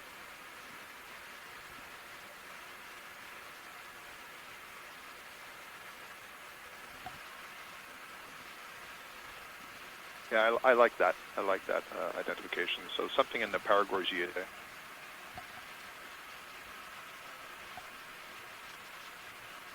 Okay. Stand by one.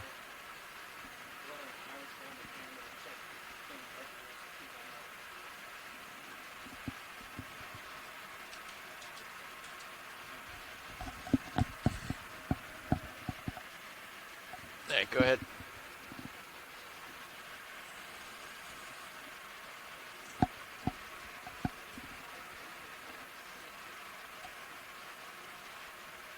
So we are just troubleshooting some issues with the camera right now, but hopefully we'll be back very shortly.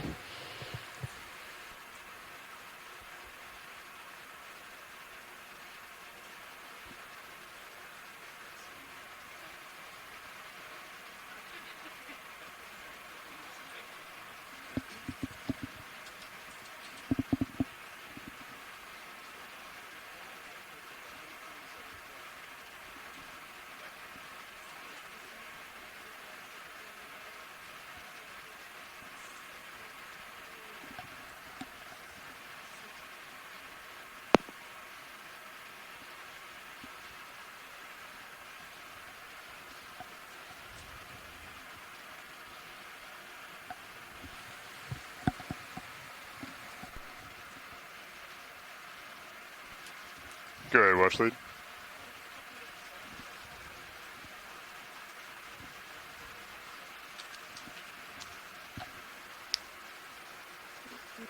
Watch lead, current off bottom time is 18:31, so 2:31. Yep, no problem. We have about 40 more minutes on bottom. Right, we could probably put in another 40. Do you occur on you?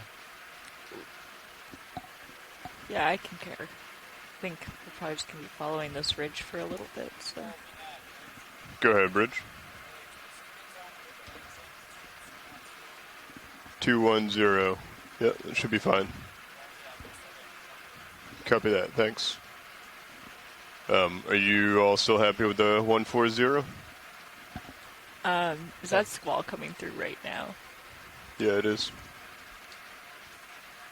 I believe so. Yeah. We're starting to peak on wind, and they're making a heading change into the wind. Current is dropping down, though. I've been keeping an eye on the outboard drift. Yeah, 140 is fine. Let's wait until... Yeah, they'll make the heading change. We can let it settle, let the squall go over. And then 140, you're fine with another 40 meters? Yeah, that's following this sort of like ridge line. feature. Copy that. I will call it in once they are set.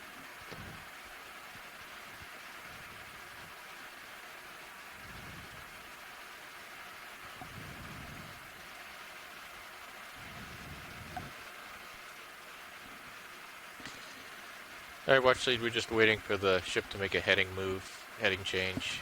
There's a squall coming through, and then we'll be able to put in another ship move and keep moving along. Okay, that's great to hear. Is there any chance of going back to that large rock feature, or is that too far out of distance? Do that. Yeah, some of the geologists would really like a good look at kind of the scale of that feature, if that's possible.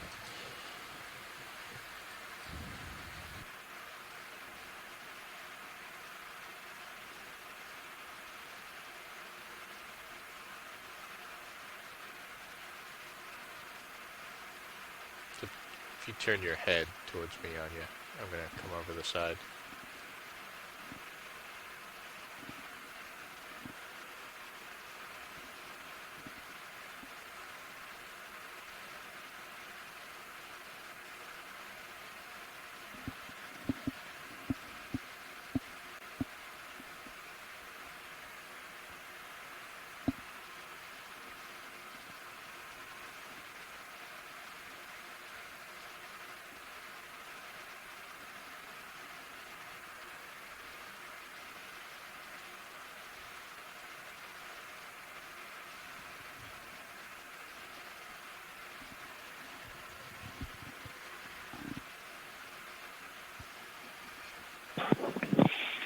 Yeah, this is really interesting from the perspective of kind of having a cross section through the rocks that we weren't seeing as much of as we've been coming up. So we kind of you can kind of tell what direction we came up. I'll wait to make a move until we're back. These are pointing down that way, and you can see the really well expressed different sheet flow morphologies here in these images. It's actually a view you don't often get to see, where it's almost one whole side has kind of dropped away here and broken off and exposed.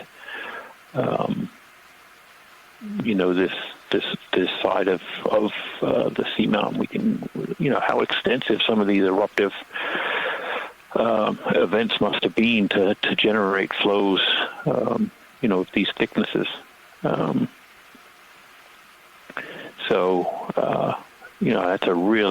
That's a really awesome view. Even the kind of thinner layers down below. That's great. Yeah, it's a really, really stunning feature. And as we were saying earlier, these deep sea corals that we love so much couldn't be here without these beautiful rock features. And this is just a fabulous view here. These sponges and corals are lining this rock face. Really stunning.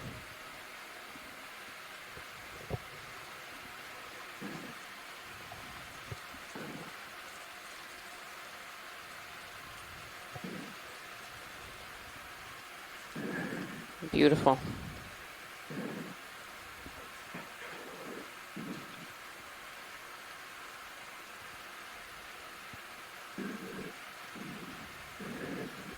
There's a lighter section to the left of the screen. I don't know if Jerry would go back that way, but slightly to the left. Did you say a lighter section? Yeah, the rock looked lighter. I don't know if it was just the lighting or. I think it might just be a little bit more covered in sediment. There's more of a kind of a sediment cover a little bit on that rock. Yeah. Yeah, sort of at the bottom here. From a distance, it looked a little different, but it just seems to be. You can see where this ferromanganese crust has broken off. There was a thin layer of it there. A really amazing view. Yeah, beautiful, really beautiful. And of course, covered in all these very coral-looking sponges here, these stylodorics. that we've seen quite a few of as we've got kind of up to this depth range. At the moment, we're at 3,368 meters, and we started this dive 15, at 3,480 meters. And if you've just joined us today, we have about 30 minutes left of this dive. This is dive 15 on Allegheny Seamount, part of the NOAA Ocean Exploration Expedition North Atlantic Stepping Stones. We've been doing a deep dive today, looking at some fauna that have never been looked at. This seamount has never been dove on before, and so this is a really good first look at this depth. It's been really exciting going to this depth today, not just because, you know, Allegheny has not been visited before, but also because this depth is very, very underrepresented in the New England Seamount area. This is a depth that's really been unexplored or virtually unexplored in most of the seamount chain. So it's really exciting to be able to see what organisms are living at this depth in this area. Range 40 meters, bearing 140 degrees, speed it's been really fascinating, knots, please. Even from a biologist point of view, just the geology of this area too, just how varied it's been over this relatively short track. We've only come up about 100 meters or so in terms of depth, and we've just seen such a variety of different geological formations. It's been really quite fascinating.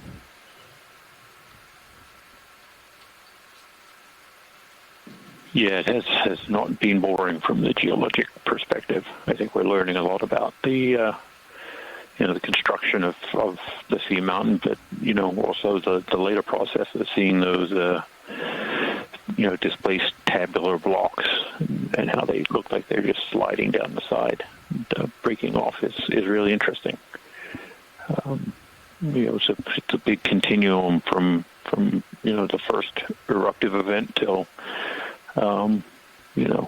they erode away, or certainly with the New England seamounts, they have a long history of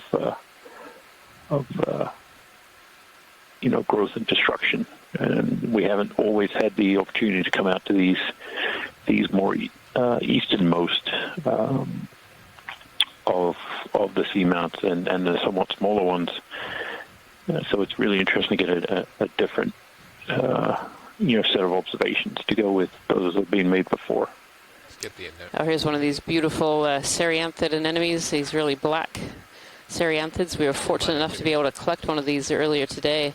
And it's been amazing. We've really only seen kind of one or two of these before, and here's our third on this dive. Beautiful. These Cereanthids are tube anemones, so this particular one doesn't have a tube. And one of the major features is they have that second row of tentacles, those inner tentacles lining around their mouths. Really beautiful. What's really interesting about this rock, too, if we zoom out just a little bit, we can see all of these feeding traces. See all these kind of dark areas on the rock?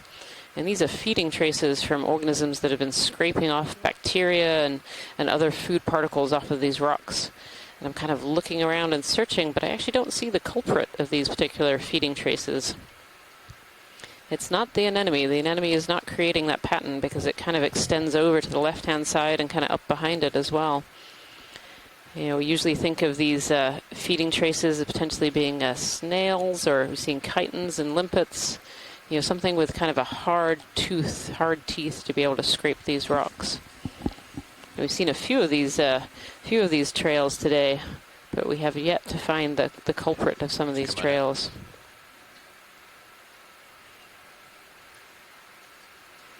And where the rock has gone dark, so all of the bacteria and food and sediment has been scraped off. You can actually see all over these rocks. Actually, there's a lot of feeding traces, including some really dark ones, which suggests maybe those are a little bit more recent.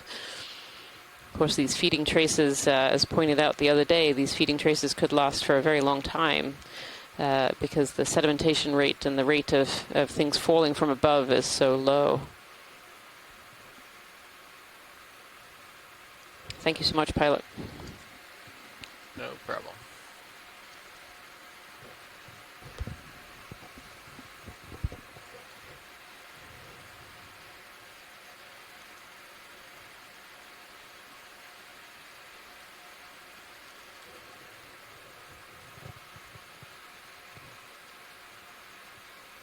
It's funny. I feel like once you notice something, you start noticing it again throughout dives on these ROV dives. And now I'm seeing all of these feeding traces all over the tops of these rocks. This one in particular is absolutely covered.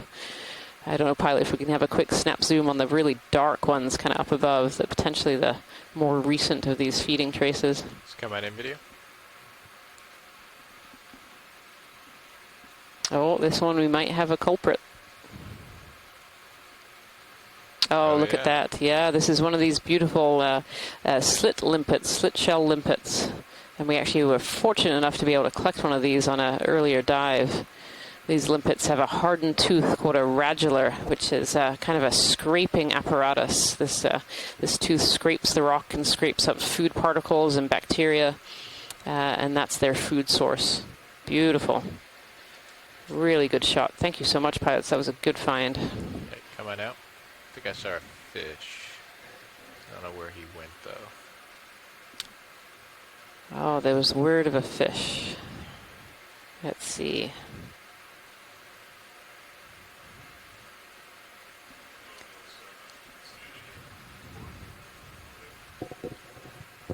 Oh, there we are.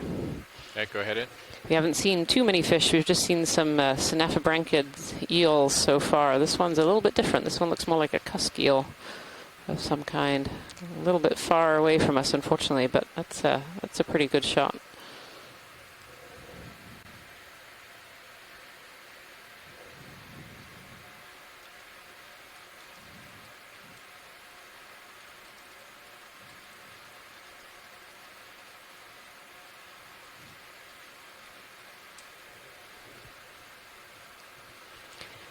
These fish in the deep ocean often have this very slow swimming. It's called slow sinusoidal swimming, and it's so they don't use up too much energy. There's not a huge amount of food down at these depths. In fact, quite little compared to the upper ocean, and so you don't want to use too much energy if you don't have to. And this fish has a very interesting, potentially a parasite on its side there. A very dark-looking structure just above the fin.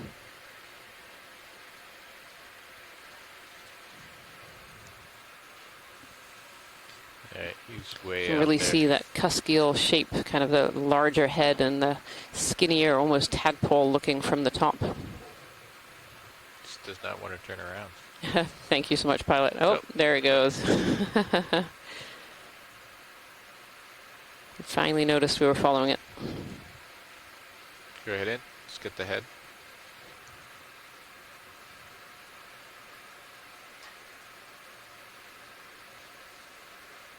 Yeah, I'm not sure if that's a parasite or just a darker mark above its fin. But it's really interesting. It's not on the other side of it. Megan Putz suggests this is a Basozetus. Yeah, he's not cooperating. Yeah, thanks so much, pilots. That was great.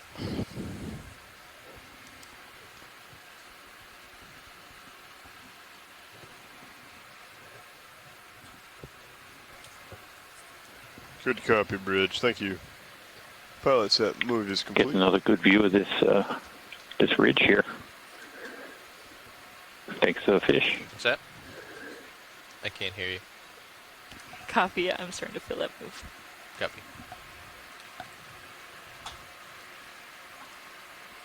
Yeah, there's a lot of complex, different forms of flow there. And Kevin Conrad earlier mentioned this scoriaceous texture that some of the rocks seem to have, this kind of bubbly, broken, rough texture that you get sometimes in volcanic flows. Hard to tell if that's exactly what it is or just some later texture imparted by the ferromanganese crust. But there's another fish really here. dramatic This looks like one of those synaphobranchid. See? Yeah. Quick zoom on it. Ken Sulek had identified the synaphobranchids we saw earlier as a Synaphobranchus cowpie. And this one certainly looks similar with all the scratches and scrapes from predation and potentially from hitting the walls as well. Beautiful.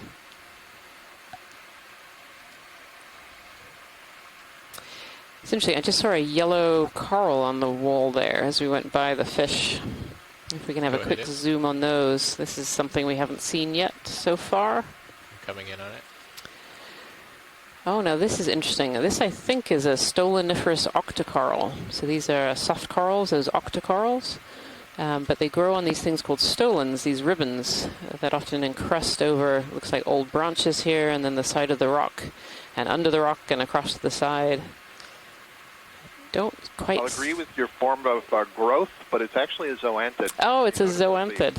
The tentacles are not pinnulated and they're not in ape. Right. So there is one, we collected in Oceanographer Canyon many, many years ago, one thing that looked like this that actually turned out to be an anemone and not a zoanthid. And I'm noting that most of these are not connected to each other. So the other thing I notice, Scott, is that they don't have any sand grains. They don't have like papillae on the outside. So I think that's what got me for... The body wall is very thick.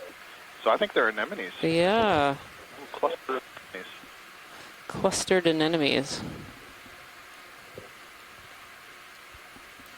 Yeah, when I think of zoanthids, I always think of kind of this thicker structure, and that's what caught me for octocoral. There, as we got a little closer, the body is very translucent in these. Sure, yeah. The polyp didn't really look zoanthid-like, and so, yeah. That's certainly a reasonable guess. There's a little tiny primnoid whip behind it. There is, a little tiny one. Yeah. Got to focus on it. It's a nice sign. It suggests that there is some relatively recent recruitment going on here. You know what's really interesting about these yellow anemones, too, is some of the ends of the tentacles are very, very dark. And when we see that, that can often be actually reproductive material waiting to be spawned out. They sometimes store either gametes or even larvae kind of in the tips of their tentacles waiting for a spawning event. And I don't know that that's what's going on with this particular species, but it's just interesting to note that some of those tentacles are very dark yellow and others are that translucent.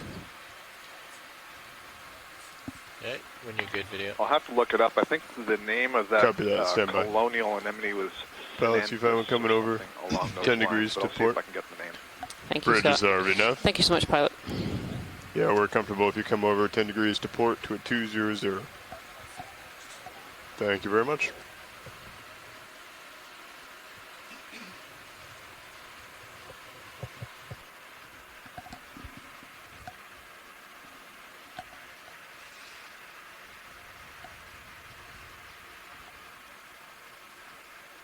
Kind of go up this rock face here on these edges. You know, these edges are just absolutely covered in different organisms. You see some brachyngeids and lots of sponges, and as we just saw, some different coral forms as well, and the red anthomastus we can see, and then those anemones that we were just looking at, those yellow anemones. Some primnoids, some bamboo corals, and it's really in contrast to the very top of these features as well. These edges are just really great places to look. I see a squat lobster tucked in here as well. Oh, those brachyngeids on the edge of that wall there, just beautiful. See how their arms hanging down into the current. Those brachyngeids are collecting particles out of the water.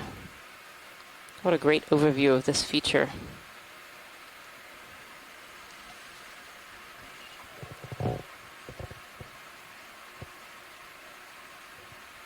You can see it just continues on and on up our drive track here. Beautiful. If we could have a snap zoom on the edge with all those brachyngeids, that would be wonderful. Okay, come on in, video. Thank you. Could probably just stay here the rest of the dive. Yeah, for both geology and biology. Oh, there's a little squat lobster here amongst the brachyngeids. Just above those, you can see the difference in the color of that ferromanganese. It's seen that rusty brown color instead of deep black, which is interesting. Perhaps some of it's been knocked off or rubbed off either by current flow or by these animals as they live here.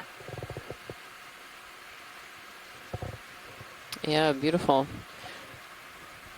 These brachyngeids have their arms out in kind of a fishing orientation, so they're stretching out into the water and picking out particles. The squat lobsters in there. I see some barnacles on this edge as well. than some of these larger sponges. Oh, just tucked in, bottom right-hand corner, there's a coral that we haven't seen yet. I don't know if we're ever going to get enough light in there. Where is it? There it is. That. Yeah. Oh. The really awkward one, of course. There we are. Good copy, Bridge. Thank you. Hey, this is Chris Ma. Hi, Chris. Just 1 second. I think this is a chrysogorgia. Would you agree, Scott, on that one? Yeah, that was a really good spot. And this is an unusual one because it's looks like it's planar or multiflabulate, so multi-planes, and that's a pretty unusual growth morphology, at least here in the Atlantic. We've seen several planar ones in the Pacific. Might also be able to, if you stow it all the way, no and then bring it idea inboard, that what might that shine is. some light in there as well on your port Yeah. side. Other than, I agree with you, it's in the family Chrysogorgiidae, but that's where it stops. Nice, great spot. Yeah, that's really tucked in there, too. Very, very tucked in. Thank you, Pilot. We can zoom back out a little bit onto the Brisingis, which I'm hoping Chris Ma is going to give us a little bit of information about. Yeah, I think these are Fraiella, which is one of the more common genera you find at these depths. But I thought the pattern here was more interesting, and frankly something that is kind of up your area, because you'll notice that there's actually kind of an almost gradiated size range here. I mean, there's some small ones, and then there's some next small ones, and then there's some big ones. And I've seen this before in other places where what I think happens is some of the settled adults, they must give a signal to other Brisingids in the larvae in the water, and they find like an ideal place to settle down and settle out. And then you have this place where you have just like a huge number of Brisingids, and they're all taking advantage of this great water flow. It's not very frequent that you find a place with more than maybe one or two in an area, and it's usually because they all seem to know that there's this great current present. You know, sometimes it's on artificial reefs, but it's often also seen on these overhangs and all of these kinds of places where there's an ideal environment for them to settle. And I don't think this is a thing where they crawl until they get to a good place to sort of, hang out, because Brisingids don't move like other sea stars in a very agile or even stable way. I suspect they damage themselves more than they're actually able to, then it's safe for them to move. So I think they kind of shift when they get into a current, but they need to be able to find a place first. And so, like those Anthomastus-like corals, which I think Tina said was pseudo-Anthomastus, I wonder if this is the same kind of reproductive strategy, that there's like a pheromone or something that brings them to a good current flow or a good environment for them to feed. Yeah, indeed. We do often see these Brisingis on these edges, so it's a really good observation. And just because you're on the line, here comes a slime star, I believe. Yes, I saw that, and I saw the other two earlier. I think one of the things that is a curse for my having done this before is that I see all of the little stars every time we cross, and I would love to stop every single time, but I know that we can't stop for every small 2-centimeter you've had about 11 minutes of swing, so probably another 2 to 3. Oh, that's a lovely one. Yeah, it's beautiful. So this is Hymenaster. This one might be. There's one that is known in the Atlantic called Hymenaster carnosus that sort of looks like this. It has this really, so different Hymenaster have different expressions of this really fleshy supradorsal membrane. Sometimes they're really gelatinous and almost, they almost come apart, once they're out of the water. And sometimes they're like this, and they're just these huge kind of big fleshy blankets that, if we could have lasers, please. This is probably quite large too, I think, right? Oh yeah. But I know that there are specimens of this this genus of Hymenaster that are, oh, I guess those 10, yeah, so it's 10, those are 10 centimeters, so it's a good-sized animal. But there are specimens of Hymenaster that get to be almost a foot across, a foot and a half across, and and sometimes they're like this. There are these almost leathery texture kind of animals. Oh, and there's the osculum pulsing. Oh, that's lovely. Yeah, so it's come on now, video. fat and happy, so to speak. So that's the osculum. That's the opening that allows water to transit into the proper surface of the animal, which is hidden by this blanket covering the top surface. So the actual surface of this animal is located below what you were seeing there, sort of the man behind the curtain, if you will. And if we were to collect that, this would probably emit a grievous amount of mucus, in the collecting box, and that would be an unfortunate task for anybody who had to deal with it. So I generally don't ask for Hymenaster collections. Anyway, thanks very much, and I hope you guys are able to get through the squall with relatively little incident. Thank you, Chris. And also, we appreciate the not so many requests on the slime stars, but if it would be useful to science, that's definitely something we would take on for you and for the science community as a whole. Oh, there are other issues, but there is a consideration for things like slime stars and, for example, those echinotherid urchins that we always come across. Those are venomous, for example, and I am always reluctant to ask for collections of those because I honestly don't feel comfortable asking anyone to handle or preserve those, even though there would be a safe way to do it. But we'll see how future collections proceed. I look forward to it. Thanks so much. Maybe it's something to break up the monotony. Anyway, I'll let you guys go, and hopefully we'll get to see some more cool starfish tomorrow. Great. Thanks, Chris. Thank you. Bye. I don't know how long we've been on this outcrop section here, but Jason, this looks fantastic overall. These really great kind of beds. You can see the individual layers coming out here and kind of forming also these under outcrop areas, overhangs, sorry. Yeah. Yeah, it's been tremendous that we've been able to just drive along here, and certainly one of the interesting things is the strength of this outcrop being able to for the length that we've traversed up it, it's still holding up and making these little caves and areas that some of these organisms can live in and thrive.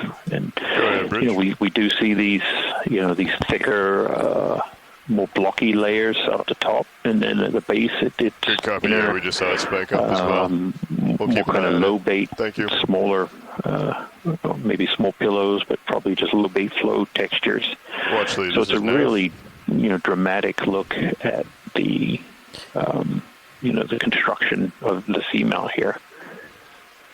Just want to let you know that we have about we 8 just minutes left on normally bottom. don't get to see. And then there's biology all over it, but looking at the rocks, it's just quite amazing to see what we're seeing. And the biology too. I mean, this has been a really fascinating look at this very, very underexplored depth. If we could have a snap zoom on this edge here on the white, I think the red is definitely an Anthomastus. The white might be another kind of soft coral. Let's come on in. Just a quick one as we go by.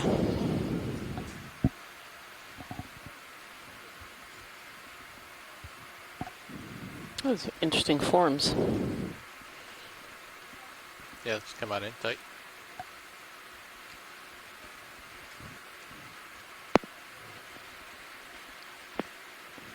These look to me like little primnoids on the left and a whole field of the chrysogorgiids on the right. Beautiful.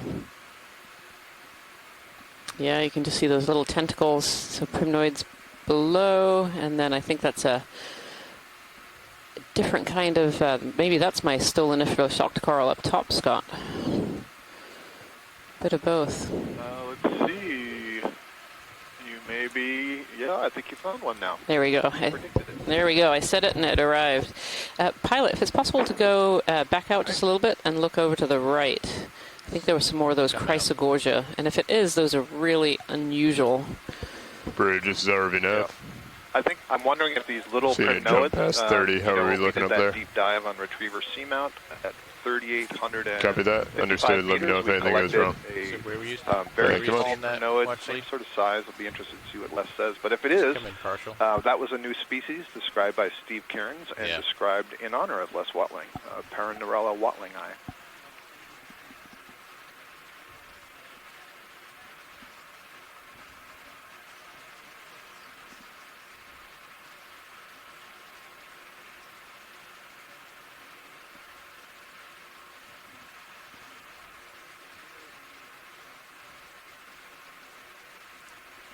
Okay, come on in. Boy, it's cheek by jowl down here. Oh, man. Obviously a good place to grow. There's a lot of material. Come in tight. Talk about the little sticks there. Oh, in the back.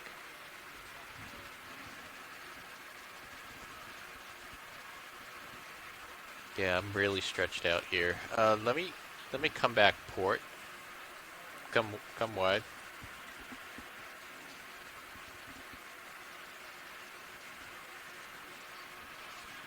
Yeah, we're running out of time, but if we see one more to port, I might be able to get it. You're really good at spotting these, so let me know if you see one. If you want more light kind of going under, I can try to... Yeah, that'd be useful. Alright. I'm going to bring your lower swing arms out. So just in the last few minutes of this dive here, this deep dive on Allegheny Seamount, we're just having a look at some of the fauna. We've definitely come into a zone here at 3,343 meters. We're seeing some different species. These little Chrysogorgia that are tucked under the caves. We've seen a couple. Still my uppers, too. Unfortunately, none of them have been in a good place to collect a little so it can identify what species they are. Let's come in partial here. Today's dive is making me want to revisit Allegheny one day. There's a lot of really interesting things. And do more dives at 3,300 meters because this has been really fascinating and informative and surprising. All good things. Absolutely, absolutely. And I would thoroughly agree with that. This has been a really, really fascinating dive. I don't think I've ever seen so many Anthomastus in one place either. These bright red Anthomastus corals. Just beautiful. But also so many of these really small primnoids, and there's more of that stoloniferous one. Oh, you can see the stolons on that one perfectly. Look at those ribbons of polyps. Yeah, excellent.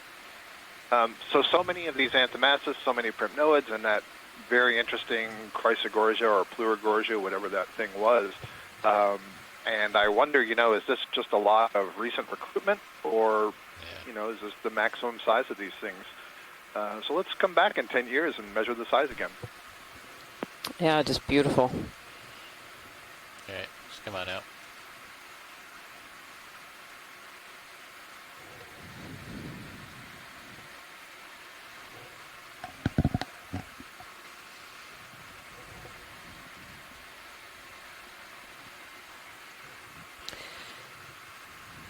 And Les Watling is pointing out in the scientific chat room here that sometimes you always find the most interesting things just in those last couple of minutes of your dive. And as Scott was saying earlier, it's a really good reason to come back someday and have a larger exploration of both Allegheny Seamount and also at this depth range as well, which is a really unusual and very underexplored depth range on the New England Seamounts. Really beautiful edge of these sheep flows. Just absolutely covered in all kinds of life here. Corals and sponges and persingids and brittle stars. Really beautiful. My compliments to the shipboard mapping team and you and the others who chose this dive site. Just terrific today. Biology and geology. I think for the choosing of the dive site, you have to thank both the currents and the wind, which were really dictated a lot of where this dive site was chosen this morning. No, you do fine. Oh. It's like, can we go here? Can we go here? Can we go here? Oh, we can go here. That's great exploration. Just plunk it in where we can, and let's see what's down there. Oh, look at this crack. More of those. Yeah, more of that chrysogorgia, of course, right in the depths of that crack, where there is no way to get that. Yeah. You really appreciate you looking around, pilots. It's been great to have this really in-depth look at the side of this this edge here, this sheet flow.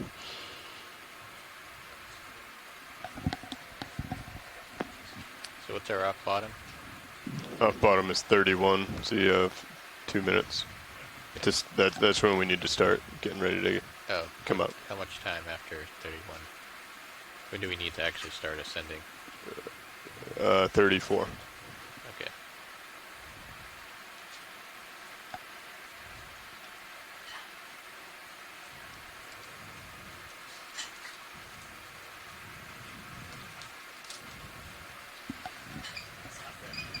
Let's come full wide.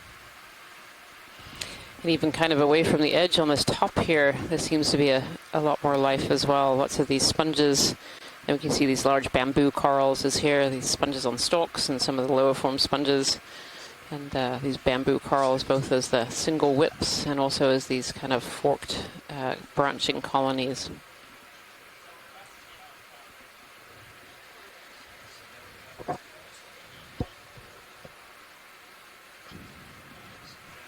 Are we doing the shift change before off bottom? Yeah. A good look at the transition from the edge that we got a cross section cut down through it to this top surface where we you can really see how the different perspectives that just getting a side view and a top view can help you understand the bottom. And interpret what you're seeing in terms of a bigger picture of construction and destruction of the seamount, and certainly it seems like there's some sort of modification of water flow around those ridges that just makes them a great place for the biology to live. Enhancing food availability or something. Yeah, you can smell my lowers. It's been a really we have to be ascending at 34. Interesting dive from all perspectives. Even some water column floaters. They were pushed inboard, so you definitely need to go. I think the TINA force is the technical definition. But yes, TINA 4. There you go again with your big words. So it's such an interesting story, this interaction of the hydrography, the water with the substrate and the geology and what that does to the biological communities. And it's writ large in the sense of the seamounts sticking out of the abyssal basin, and then also small, that ridge feature that you were just talking about, the wall and these flow and these boulders. And really interesting to see. Yes, it's been truly fascinating look at this area on Allegheny Seamount.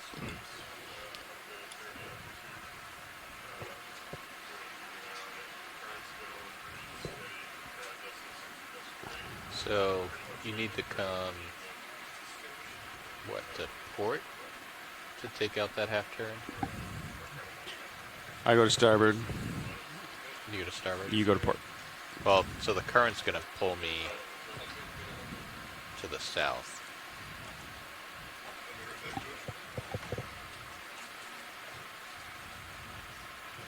So, do you want me to come port and around? Beautiful look over the edge of the cliff here. Yeah. We're kind of working our way along that edge of the sheet flow. You come under me. Kind of see it looking down here. I'll go to starboard, face southbound. That's our final shot U-turn of port. Allegheny Seamount. Face northbound, and we This is just the come end up. of the Say dive that today. again. Sorry. I I'll want come to say up, a huge create thank a you delta. for everyone who's joined us today, from you at home to also the scientists on shore who've been helping us identify the organisms on the seafloor and those seafloor features, I'm and gonna turn helping port us just a little bit, identify or starboard a little bit, the important parts of southbound. today's dive. You Be also may underneath not me, have and then realized you'll it at turn home, port but to take the today's dive has turnout. actually been a very challenging one with the waves and the wind and some And you squalls line up coming through. So we northbound. want to say an enormous thank Coming you to the up, creating ship's crew delta. here aboard the Okeanos Explorer and all of the ROV pilots and team for helping make the dive a really great one today. So thank you so much, and I hope that you will join us again tomorrow for another dive. Thank you, everyone. All right, it's a 22 delta. That's Thank plenty. you, Rian and Jason. Nice job today. We'll I'm going to see you all face tomorrow. southbound. You can turn to port. Look northbound.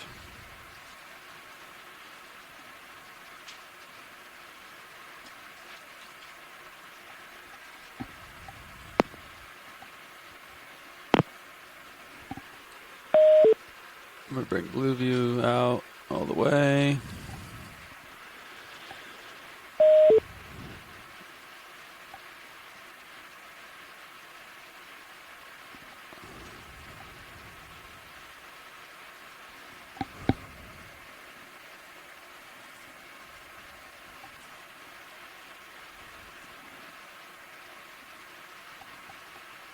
Okay, my rotator's maxed out. I'm going to try to get my Titan on you here.